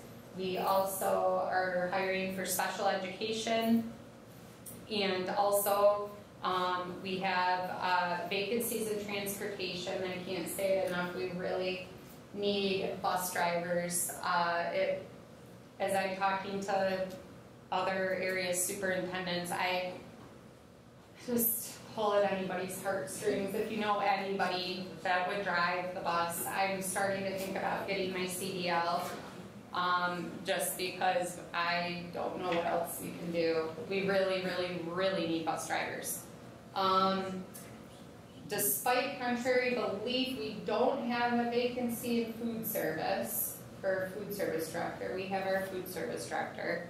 And we also have do we still have the tech position open as well? okay, we're going to be posting a tech position to get some additional support in the technology department as well. So, oh, and we also will have a couple secretary vacancies that are going to be getting posted as well. Next, I wanted to turn the floor over to Noah because he's been on the job since July 1st. Welcome, Noah. You got to experience a lively crowd tonight, but it's great. It's what makes Pennfield great is we got lots of people here in support of the school district, and I wanted you to be able to share what you've been doing so far. All right. For those of you that don't know me, Noah Wilson, high school principal. I've been on the job for 2 weeks. I told Ms. Lemmer that, you know, I'm used to talking to the board and presenting to the board all the things I've been doing. So I was ready for tonight. I wanted to give you a quick building update. Our classrooms are completed upstairs, downstairs. We have the cafeteria completed, and they're finishing this hallway and the middle hallway and one more coat on the back office. So that'll be done. Obviously, you guys got a chance to see the parking lots all done, and staff openings, you covered that, thank you. We have one half Spanish and ELL position that we interviewed for today. Got a great candidate, he's been teaching 22 years, so it's nice to have him. I'm going to talk a little bit further about that. Our master schedule, I met with the counselors today, kind of finish up some of that master schedule. We are still looking at a 7-day schedule, 5-minute passing periods, no seminar. It's mostly built. We're working on a little bit of interventions for our students in the 8th and 9th grade, making sure that they're settled there. Athletic camps, Robbie wanted me to mention. Green Forest football, they had a great turnout. Basketball was this week, basketball, volleyball camp, and also we have 67 kids going to Michigan Adventure for the football team, so they're getting ready for their adventure camp. Continued progress. We're looking at a cut score for the Read 180. Read 180 is a reading intervention for any students in our 8th and 9th grade. So we are looking at a cut score there and getting all those students into class. Also working on a letter for students and parents to understand what it is that they'll be being a part of. Our scheduling staff meets, so I'm going to be meeting with the staff here. And so I've started this week. I already kind of reached out and sent them a newsletter. I'm scheduling meets with all the staff members just to kind of understand where they're at and how I can support them and how we can support them here as a district. And then lastly, I have a community newsletter that I'll be sending out as soon as we finalize some of that scheduling and some of those master schedules. I'll send that out. I've been working with Ms. Yates on getting that communication out to you guys as well as to the rest of the community. Thanks. Thank you. Thank you, Noah. And next, I wanted to give Trevor the well, first of all, before Trevor comes up. So Candace, hi.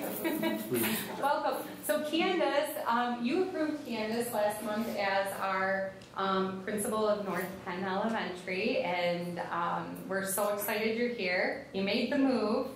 I did. How does the humidity feel compared to Arizona? Well, I was about 7,300 feet in elevation in the mountains, so it's similar. Like that, I feel kind of out of breath sometimes with the humidity, which I lived here my whole life, except the last 4 years. But that change is quite drastic. Yeah, absolutely. I just went to Colorado and I was all my sinuses were all messed up from that. So welcome. We're so excited to have you here, and great job to the hiring committee that selected you and made that recommendation. We're feeling blessed to have you here. So I wanted to give Trevor the opportunity because one of the things on your agenda is a recommendation for staffing. After looking at our, after the board approved the reconfiguration at the last meeting and looking at board policy, Trevor and Candace have been talking and working up some good plan, I think. Yeah, so I come to you with a recommendation. I'm going to back up a little bit just to bring everybody up to speed, which a lot of this is already known. But in late May, our Purdy principal, Miss Sherry Glass, announced that she would be retiring by the end of October due to health reasons. Sherry was excellent in working with us and trying to accommodate us, but at the same time, this was a big decision that she needed to make for herself. And in that process, we really decided we want to keep working with Sherry, but if she really shouldn't be working in the capacity that she is, we shouldn't bring her back at the beginning of the year as principal at Purdy. And also the consideration was that would be tough on staff to have a principal up through October, and then let's change it up, right? So we just worked with her, and she announced to her staff that she would be finishing up as Purdy principal at the end of this past year, and then staying with the district in an administrative capacity through the end of October when she will retire. Very just, again, it was wonderful working with her and seeing somebody that dedicated to the district with that tough of a decision. That led us to immediately post the position of Purdy principal so that we could collect as many applicants for the position as possible. As you know, on June 25th, the district brought a recommendation regarding the realignment, and that realignment will lead to a combination of our early elementary being served at North Penn at the start of 2025, so the 25-26 school year, and grades 2 through 4 will be served at Dunlap Elementary. With that in consideration, we did not want to bring in applicants and start an interview process with applicants before that decision was official. We wanted to be able to speak to applicants and just be transparent. This is the realignment that has been approved, and this is what it will look like in 25-26, so as to not leave anything out for somebody just understanding that, yeah, it's going to be Purdy in 24-25 and North Penn the same as it always has been, right? So on June 25th, that was approved, and that really added a layer to this. So in effect, we would be bringing in applicants for the building principal at Purdy and basically disclosing and sharing that we have a realignment. This is what it's going to look like. These are the reasons, but the position that we're hiring you for will be different or won't be the same. It will be a different position or something, right? Very, very ambiguous in 25-26. That also led to us thinking about how can we better transition this process, which is kind of what brings us to the recommendation that I'm about to make. We feel that it would be valuable to maybe particularly the Purdy staff to share a leader with North Penn, an instructional leader, that they can start to build those relationships, have a common voice, have some consistency and direction starting this school year. This is something that we talked to Candace about. I mean, Miss Wilson, we didn't want to, again, leave her out of that. We wanted to make sure that she was in support of that. Of course, we know that this is, it's going to be a trying year for her because she's very dedicated to actually being in both buildings each day. And it is something that she also sees the benefit of. This gives her a chance to know people. Again, you think about that transition a year from now and all of the moving and everything that will happen, having a new leader who knows them, knows their working style, that they know her working style, that won't be one of the challenges if we go this route. Something that I want to remind everybody about is we do have deans of students that were hired this last year that are capable of responding to student behaviors and other types of immediate concerns. They're in building all day. So that you won't have, well, what happens when she's not there? She will be an instructional leader. She'll be able to be there to have those relationships, get into classrooms each day. Those things will still happen. Again, it's really getting over an extra transition and also this ambiguous, what do we do with this position next year if we go with this recommendation of having Ms. Wilson be the K2 principal. Some additional things to bear in mind, we still have Mrs. Glass, who's going to be here through October. She was already asking about being in a mentoring capacity to support the K2 buildings and any other new administration that we have. I myself also will be working with Ms. Wilson regularly. And as part of this proposal, one thing that I mentioned is we will review needs of the K2 after a month, and I could foresee we need additional support here or there. And I do see a possibility where we could hire an additional student support person, but I don't think honestly, I'm just saying it, I don't think an additional principal is really what would be needed. I would just say, let's not call our shot and say this is the support we need. Let's give this a month to go through it and really have an informed discussion, but we can still make those decisions moving forward. We're by no means locking ourselves into anything. We can continue to go through this together and make sure that both buildings are supported as well as possible.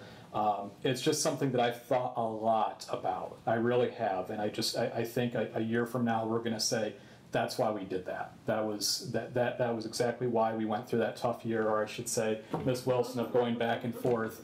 That's why we did it, because she's going to feel, and both staffs will feel so much better knowing that they have that relationship and rapport with each other and are in a better position, a more welcoming environment when we start that change in 25-26. So I leave that decision and recommendation at your doorstep, your desk, your table. And again, any comments, questions, thoughts, wonderings, please throw them this way. I also, we have Ms. Wilson here as well. So that's what I have for you. Any questions for Trevor? Okay. Thank you all. Thank you.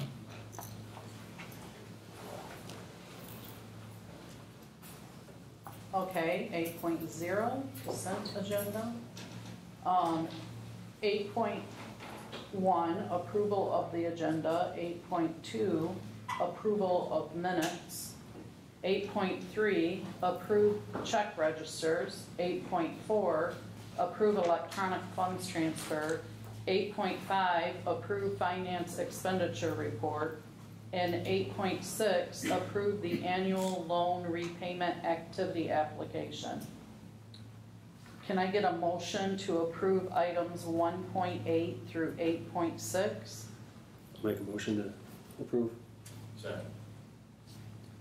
Is there any discussion on any of those items? All of those in favor? Aye. Aye. Opposed? Motion passes. 9.0, approval of new staff. It is the recommendation of Superintendent Lemmer and Trevor DeVaugh to approve the naming of Candace Wilson as the K-2 principal of North Penn and Purdy Elementary for the 24-25 school year. Just to note, there is no relation to Mr. Noah Wilson. Thanks. After we sat together, I said, this is not going to go. We do have a Mr. and Miss Wilson in the district. Motion to approve. Support. Any discussion? All those in favor? Aye. Aye. All those opposed? Motion passes. 10.0. Items for approval and or discussion. 10.1, approval of June bond bills. It is the recommendation of the Director of Finance and Operations and the Superintendent that the Board approve the bond bills for the month of June for Triangle and King Scott. A summary of services rendered is attached. Can I get a motion? So moved. Second. Discussion? All those in favor say aye. Aye. Aye. All opposed? Motion passes. 10.2, athletic handbook. The athletic director, Mr. Steele, and high school principal, Mr. Wilson, recommends that the Board of Education approve the updated athletic handbook. Can I get a motion? Motion to approve. Support. Any discussion? Thank you, Brett, for doing great. He did a lot of updates, and I appreciate that. Thank you. I also wanted to thank you both for the work on that.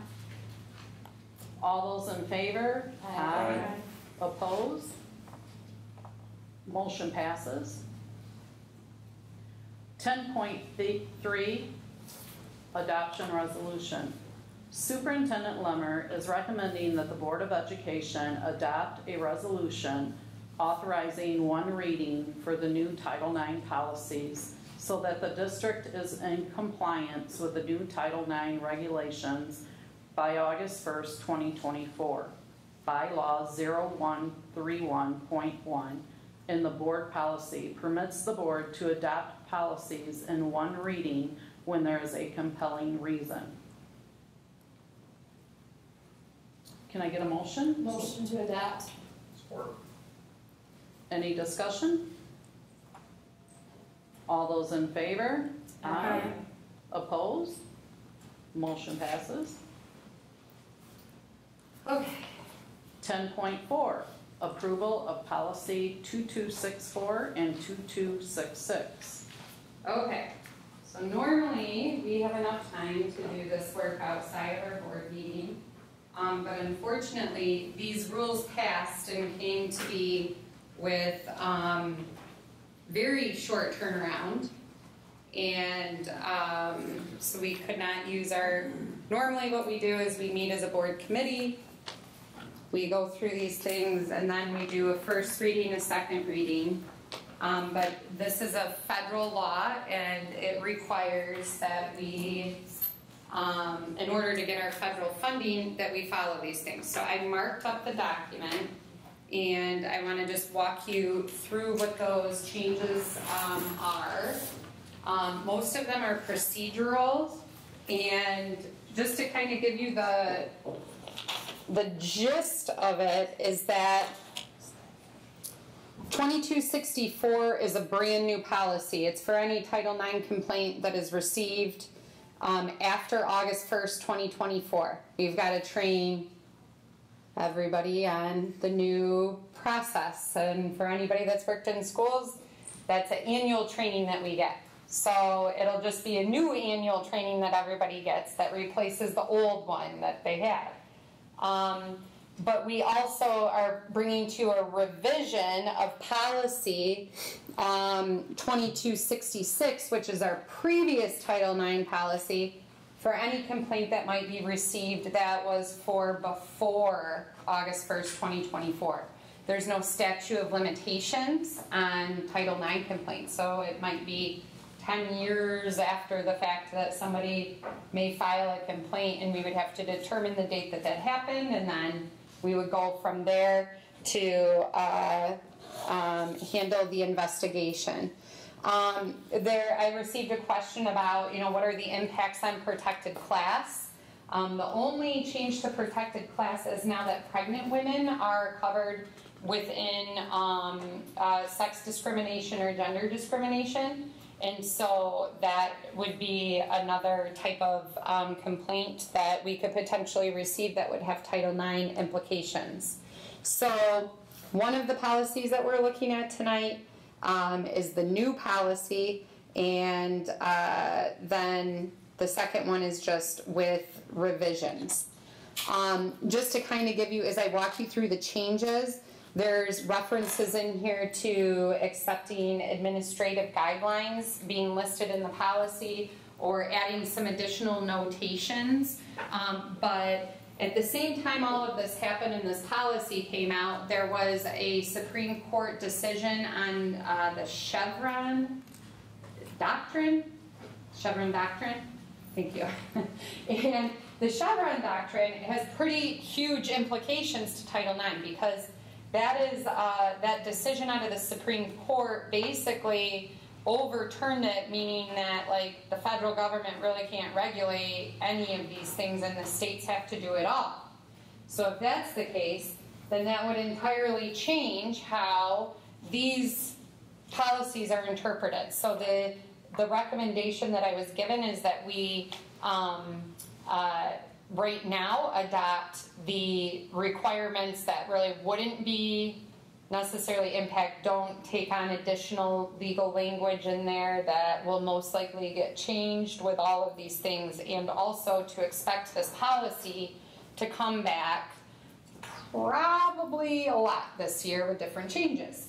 So I guess that is, our marching orders. It is 39 pages, and the reason for that right now that it's in 39 pages is because there's a lot of drafting notes along the way that I left in there so that you would kind of have the rationale along the way. And I'll highlight those as we go through that. But in the sense of this new policy, it's really about waiting for more information in the fall update, but being compliant with the federal law. So really one of the big things that changed is naming who confidential employees are. And so when we do an investigation, there are some individuals that are considered confidential employees and wouldn't necessarily get named in administrative notes or be required to testify in a hearing. And then there's other employees and individuals in these investigations that would not have that ability to be kept confidential. All of their notes would be shared. All of the evidence would be shared. Another big change in these policies is that we are now, before we could say the Director of Student Services is a Title IX coordinator. Now we have to list names of who the Title IX coordinators are. So anytime there's a change in staffing or who you're naming as the Title IX coordinator, you have to make sure that those names get swapped out in the policy. It has to be clearly described there. So with that being said, I just want to make sure I am starting with the right one, and that is policy 2264 is what you should have in front of you. It is the brand new policy. The second page, all the way coming up to optional language for confidential employee.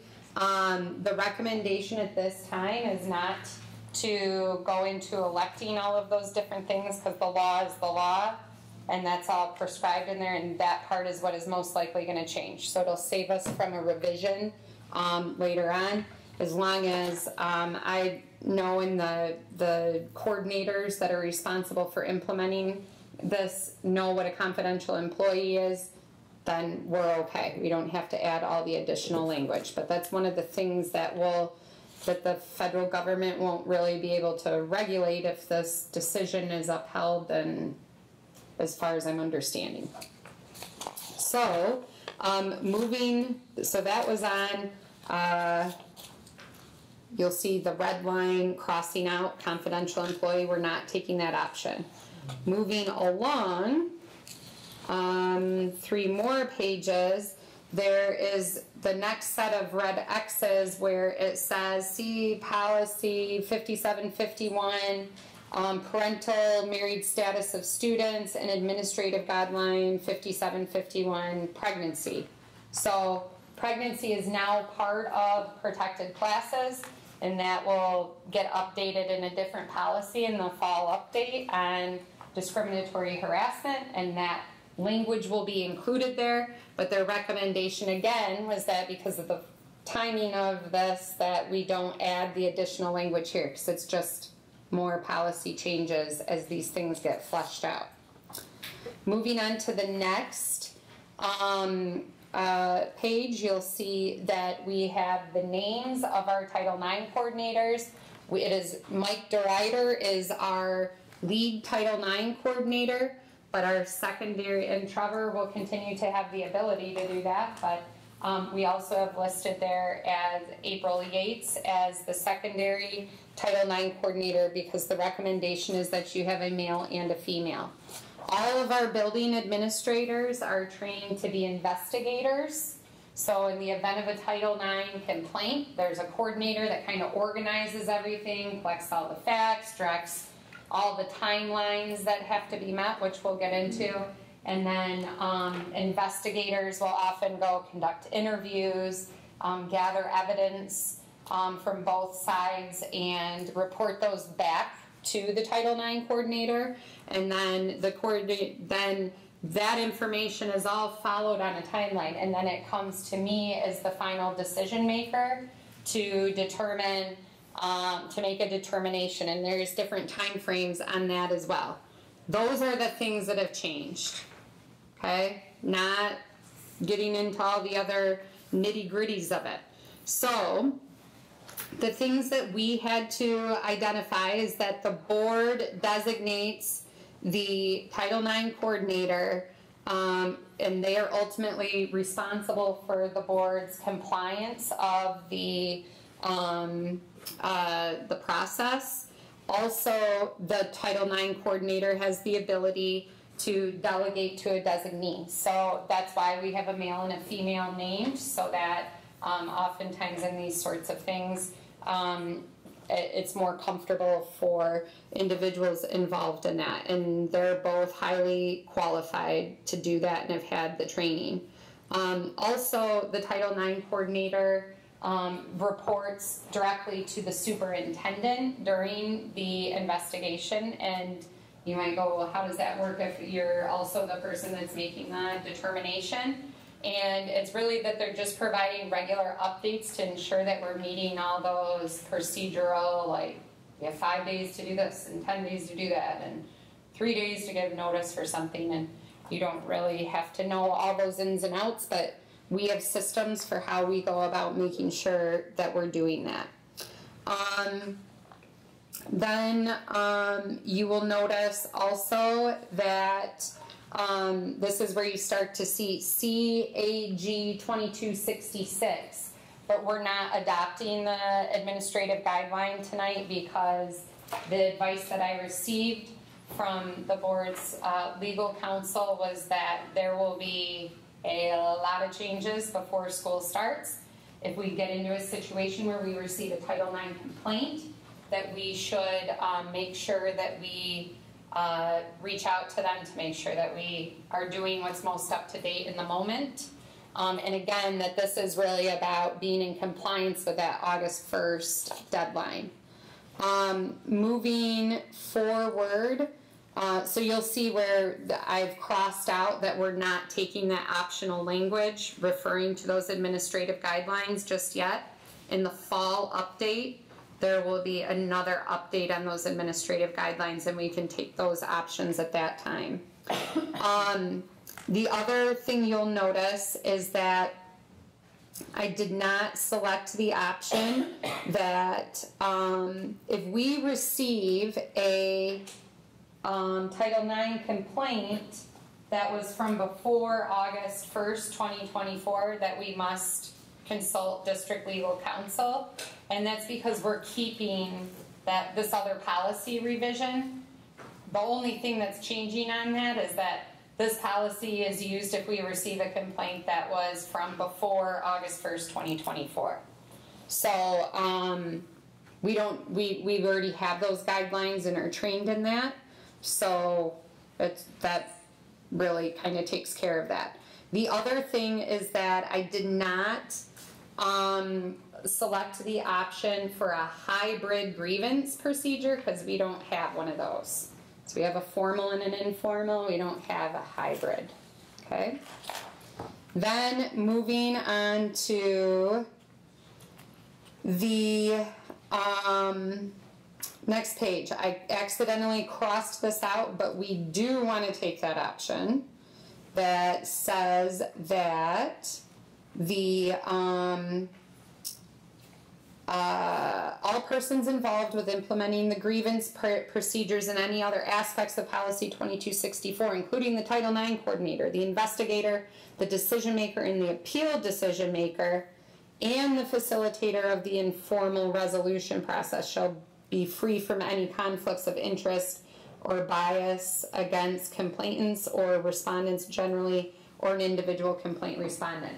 And what that's speaking to is that, like, I don't know, if April's cousin filed a Title IX complaint, like, she would have a conflict of interest. She could not be the Title IX coordinator. Or if I had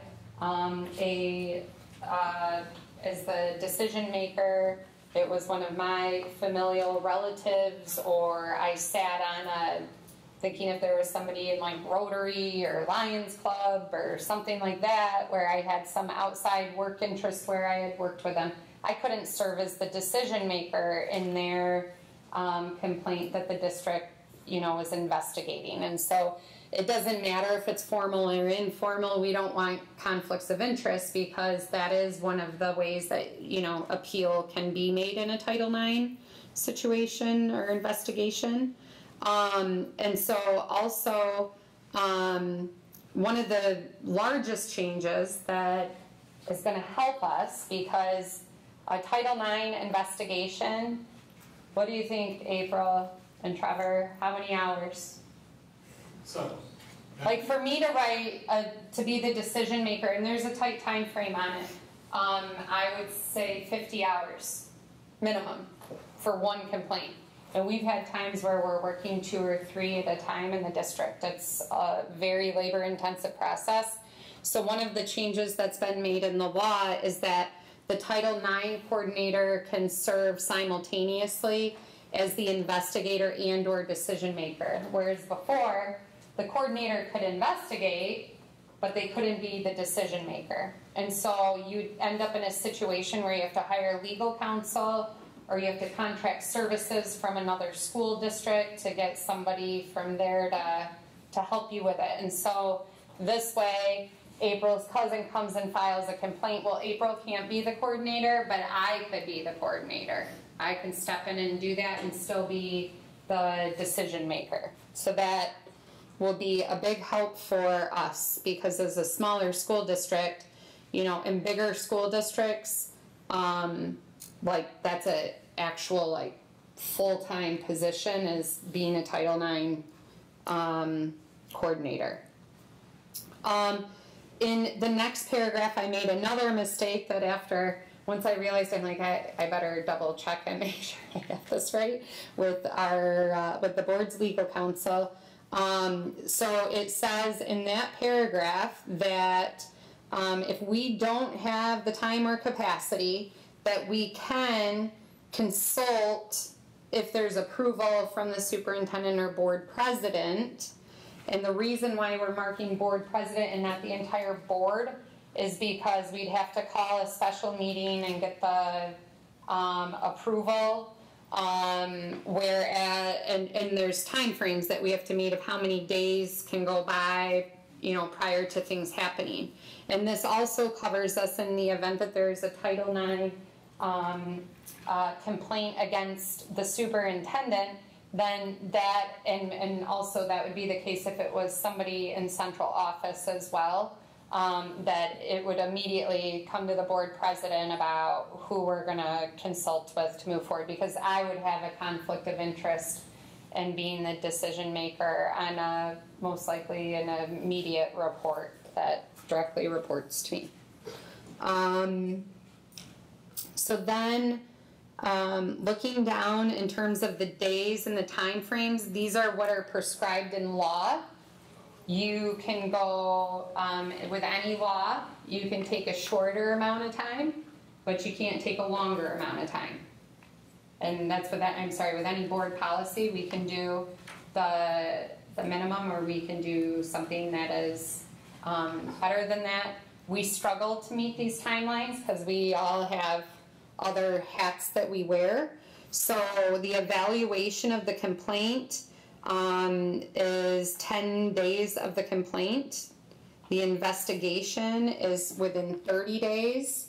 And then in terms of how the superintendent is communicated with, the recommended language that I was given is what's out of the law is regular communication between the Title IX coordinator and the superintendent. There's some districts that put in, bi-weekly communication or weekly communication.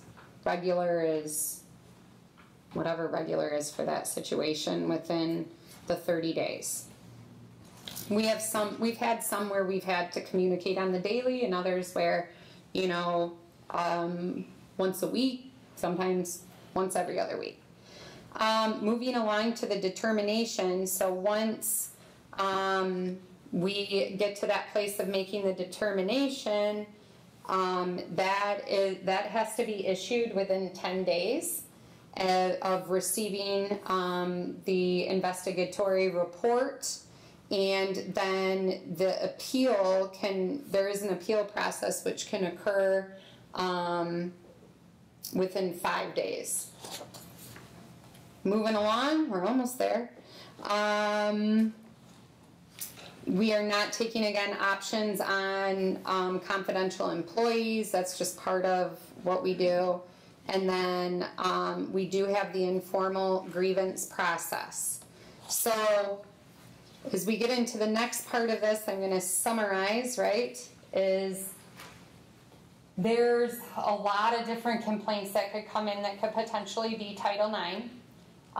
There's a complainant and a respondent. And oftentimes, if we're looking at evidence, we can follow an informal process to come to a resolution, which is much, not easier, but doesn't take as long, I guess would be the best way to go about it. And so it used to be that you could really use that as long as both parties agreed to the informal grievance procedure, that you could use that. But now it's part of the law. If there's an accusation of sexual assault, you cannot utilize an informal grievance procedure. You have to use a formal grievance procedure. That decision is being made. So all of the following pages about the options that we're taking there for that are really based on us making sure that it falls in line mostly with what we've been doing, and it sticks to the language of the law and not really taking on a bunch of additional options or things that we could do, because we do have the option of consulting with legal, and it'll avoid in these next few months, as more changes are coming in this policy, it's going to have to keep coming back, that we have to change those if those things are kind of tossed out. The other thing that I would say as you're looking at what's X'd out is in the appeal of determinations, and I don't know how many pages from the back. In the appeal of determinations, there are optional things like you can select, like other, right? So in an appeal, the required things that are selected are written as like A, B, and C. Those are taken out of the law, and then you as a board could identify some additional ways that appeals would be granted. The recommendation that I received is not to select those options and identify additional ways that appeals could be granted, because there will be some change. And if the Chevron decision stays upheld, like this all might go away, it sounds like. A lot of our board policies might go away if this happens. So that's why those are not selected in this document. And then in terms of appealing the decision maker, we've always just said you notify the decision maker in writing that you're appealing. I don't require a special form, just send an email and okay, we can move forward with that. So we're going to continue to use that as an option. Sometimes it's a barrier for people to write a formal letter, fill out a special form, make it a little less bureaucratic, I guess. And then looking at the disciplinary sanctions and remedies, there's outlined of what you can check for students and what you can check for employees. So for students, there's informal discipline options and formal discipline options if there's a decision made that there's a finding. For employees in a Title IX situation, There's what the possible options are that's aligned with the Teacher Tenure Act and with the teacher contract as well, because there's some discrepancies between those two of how discipline is handled. So we're protected there. The other option is there's a section on the application of the First Amendment, and so it says that we follow the U.S. Constitution, the First Amendment rights that are allowed to our staff, but in our collective bargaining agreement and in our board policy, there's additional language about the principles of academic freedom. So we did take that option because we have to follow both of those and how we handle that piece of it. And then discretion and application is on the last page.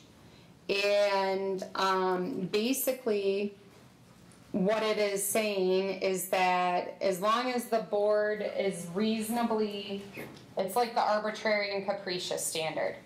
As long as the board or superintendent or staff are not abusing power and doing something that is arbitrary or capricious in the investigation, that, and we did things in our best intent, that we do have governmental immunity if a mistake was made and the board wanted to make a revision to the policy as a result of that.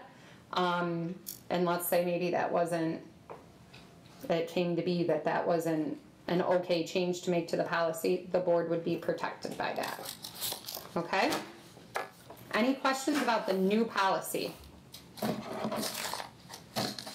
Okay. The second policy that you're being asked to approve is policy 2266, and that is a revision. And the revision that is there is highlighted in green. I went in and I red marked the things to match our existing policy. It's on the very first page. And it says, the board's policy and grievance procedures for responding to sexual harassment alleged to have occurred prior to 8/1/2024. And then it goes on to say, effective August 1st, 2024, the policy shall only pertain to reports of formal complaints of sexual harassment that are based on conduct alleged to have occurred on or before July 31st, 2024. So that's it. And I did update the naming of the Title IX coordinators in there just so that it matches, you know, the other policy, but everything else in there about how we follow a grievance procedure is the same as what it was, or not a grievance procedure, a complaint is what it was before, which that policy in the last, I don't know, 5 to 7 years has probably come before the board 5 or 6 times to change because the rules keep changing.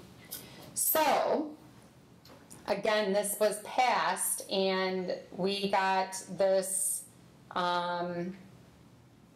not long ago. And so what has been happening while I haven't had an assistant is the Neola rep will come out and sit down and edit all of these things for me so they're redlined when they come to the board. So I wanted to apologize because I didn't actually have that access and was trying to figure out how to make the changes in the board policy software, and I valiantly attempted to do this and then learned that I needed some technical assistance support. So we got that corrected. So upon your approval, Erin, who started yesterday, she'll be able to go in and make those changes so that it's all up to date and that the disposition sheets get sent into Neola. And so I'm guessing there's probably only been like one other time that the board has had to adopt a resolution to adopt a policy in one reading. It was probably with the MIOSHA stuff around masks or vaccinations back during COVID, that there was that push that had to be done, and I know that there were boards that had to do that all in a rush. And really the rush here isn't over anything controversial, it's over how procedurally we do things based on a complaint that's received. So just wanted to let you know that. Are there any questions? Okay, with no questions, can I get a motion? Motion to approve policies. Support. Motion passes? Or, I'm sorry.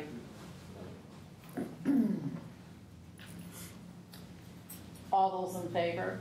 Aye. Opposed?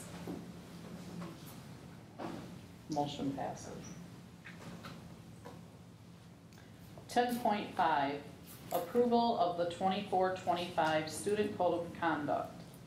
The administration is recommending that the Board of Education adopt the proposed changes to the 2024-2025 handbook. This is an annual approval that the board makes each year. The updates are based on the recommendation changes from Neola and align the handbook to the board policies. There are some additional changes that have been summarized in your board packet. Stephanie?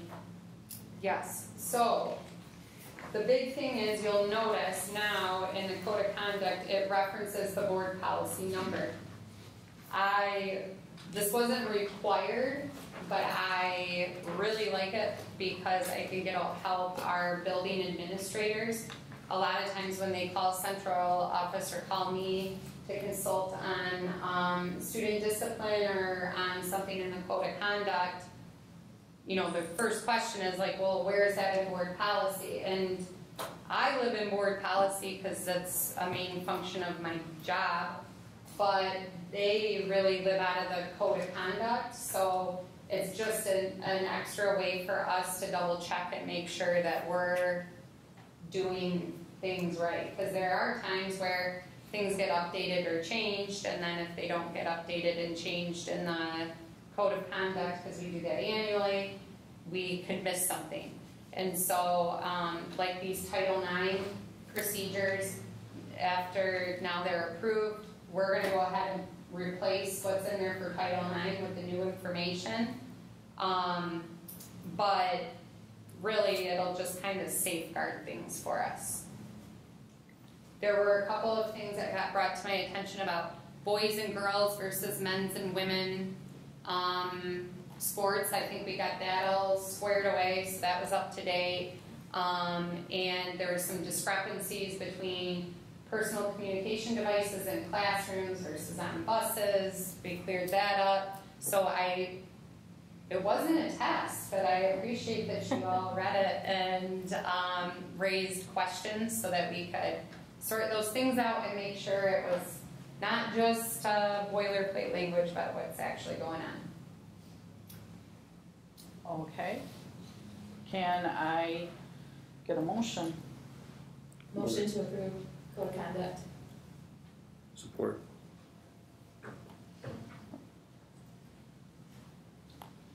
Any discussion?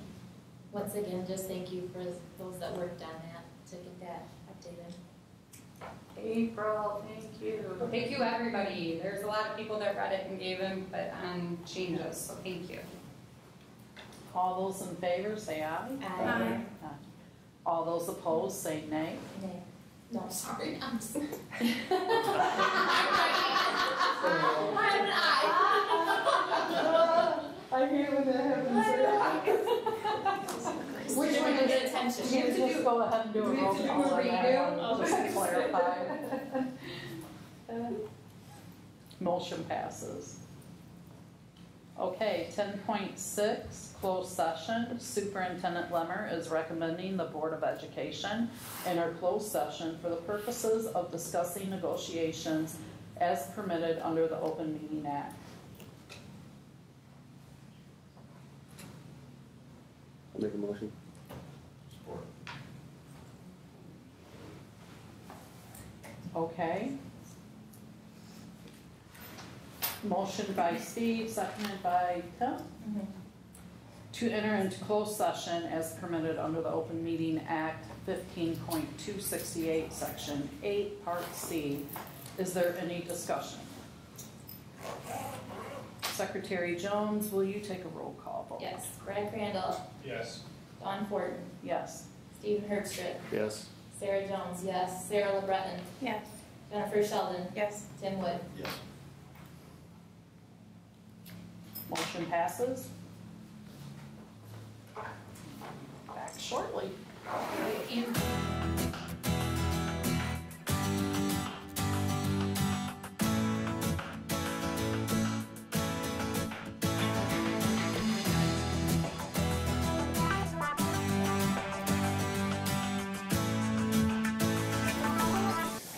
Okay, I'm asking for a motion to return to open session. So moved.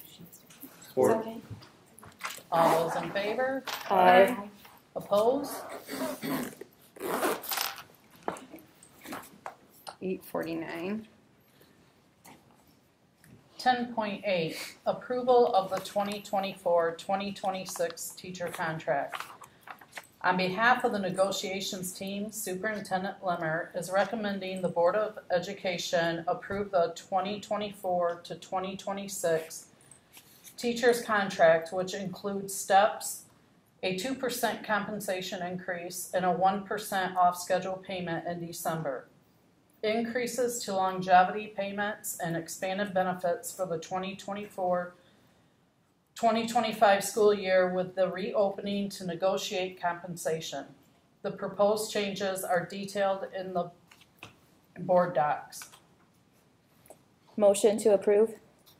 Second. Any discussion? All those in favor say aye. Aye. All those opposed? Motion passes. Carolyn, I totally forgot to print it off so we could both sign it. Oh, does it Formally. still need to be signed? I thought you guys had already taken care of that. We TA'd it. Well, I'll get with Aubrey tomorrow. She's back. She'll be back tomorrow, yeah. So, okay. Congrats. Yes. Thank you, teachers. Okay, 11.0, board comments. I had some things that I wanted to say. I also have reflected on some of the things that I've heard in comments and things I've seen in writing on Facebook pages, and I just wanted to speak to some of those things. First of all, the reason I'm on this board, I can speak for myself for certain that I didn't join to fire a principal or an athletic director or to advance my political career. I joined this board because I'm an educator, and I spent a lot of years with a board that didn't seem to get teachers, and I wanted to make an influence on this side and use that knowledge to help kids. It's always been about what's best for kids. And I know there's been a lot of changes here in the last few years, and sometimes when we make changes that are for the goal of making things better for kids, it's uncomfortable for adults. And in my career, I've lived through some of these changes. I've done building reconstruction, I've moved buildings, I've had changes in principals, I've had changes in superintendents, and I know it's difficult. And this isn't just a Pennfield thing. To add some statistics from the NEA, which I'm a part of, right now teaching is the #1 burnout career in the nation.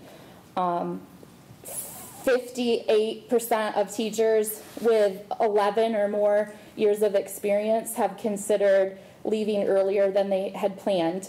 So it's, they spoke to 100 years of experience. That's not uncommon across the nation right now. There's really experienced teachers that are leaving for other districts or are leaving education altogether. 75% of teachers have stress-related health concerns, things like major headaches or stomach issues or things like that. Over 500,000 people have left teaching since the pandemic. We're losing people like crazy. 44% of schools across the nation have vacancies they're trying to fill. And I've seen it in my own district. My very best friends that I taught with have left thinking they would find happier places and have, since gone to other districts. And I hope that our teachers that have left do find the happiness that they're looking for in another district, but know that it's hard everywhere. And I hope the best for them. I did want to also shift and say some celebrations, because we've got a lot of really good things going on in this district that I want noticed. If you live in the community, you got the mailer with a lot of celebrations that happened this school year. We have some copies of those here today. And just being around the buildings this summer, there's a lot of stuff going on every day. So we've had 2 new principals selected to lead buildings, and they were chosen by committees that included teachers. So I feel confident that, we're doing what the teachers want in that, because they were highly recommending both of you and are excited. And I know as a teacher, I would be excited to work for either of you. So I think good things are coming. Our student athletes are here every day. Some of them are training in multiple sports right now. I know there are kids that are spending hours a day here because they're conditioning for multiple sports. Coach Coos and Coach Washington have taken over all the boys while we have vacancies in boys basketball positions. Coach Grennis and a whole bunch of staff were here today leading that youth camp, which is exciting for our young Panthers. The older kids are helping with the younger kids, and that's really awesome to see.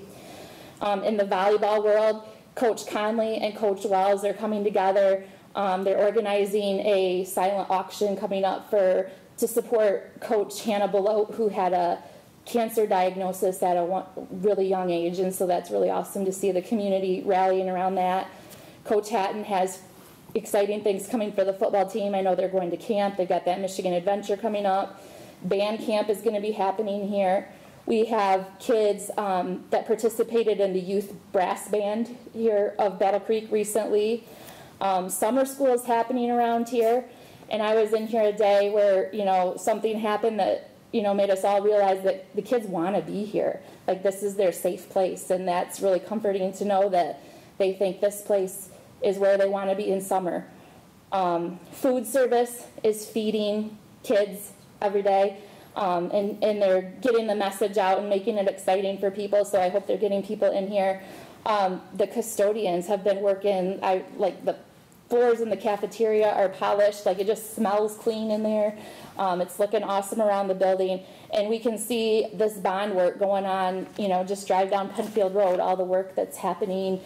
So there's a lot of really good, positive, exciting things. So I want people to focus on that. And I'm really grateful for Mrs. Lummer as a superintendent. I heard a line today that, she's just talking a talk to us and we're going along with it. And that's not the truth. She does meet with us regularly. She offers opportunities for us to come in. I think one of the things that people find uncomfortable is that she's not afraid to have hard conversations. And when I came to the board, one of the most common lines I heard was, we've always done it this way at Pennfield.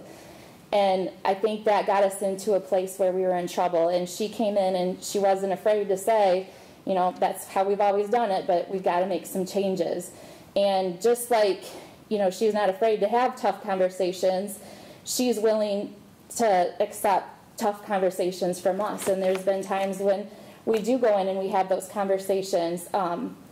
Sometimes it doesn't happen in public because just like, as a teacher, I wouldn't, have a tough conversation with a kid in front of the whole class. I would go and speak to them individually. So sometimes people don't see that.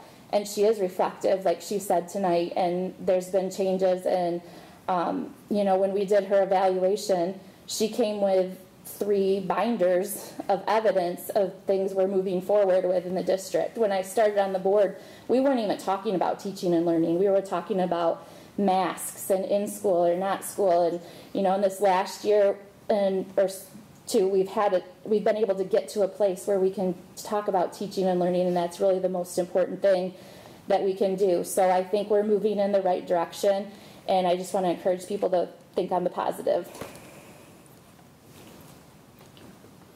One thing I want to touch on is I appreciate you guys, the retired teachers, coming and bringing some complaints to us. But these teachers that are speaking anonymous, they need to go through their chain of command and put that down on paper through their building administrators and their union reps.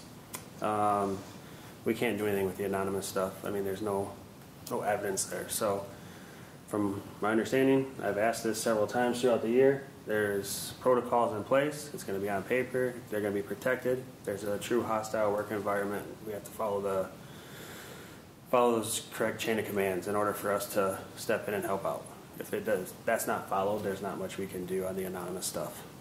So that's kind of all I got on that. Anyone else? Thank you both, Sarah and Steve, and I ditto Sarah on her comments. I'm definitely not going to take this meeting any longer, and I appreciate everyone's input, work, and effort. So I'm looking forward to this fall and our students coming back to a lot of brand new environments that our bond work has given the opportunity for air conditioning and et cetera. So on that note, meeting adjourned. 9 p.m. Excited to be safe.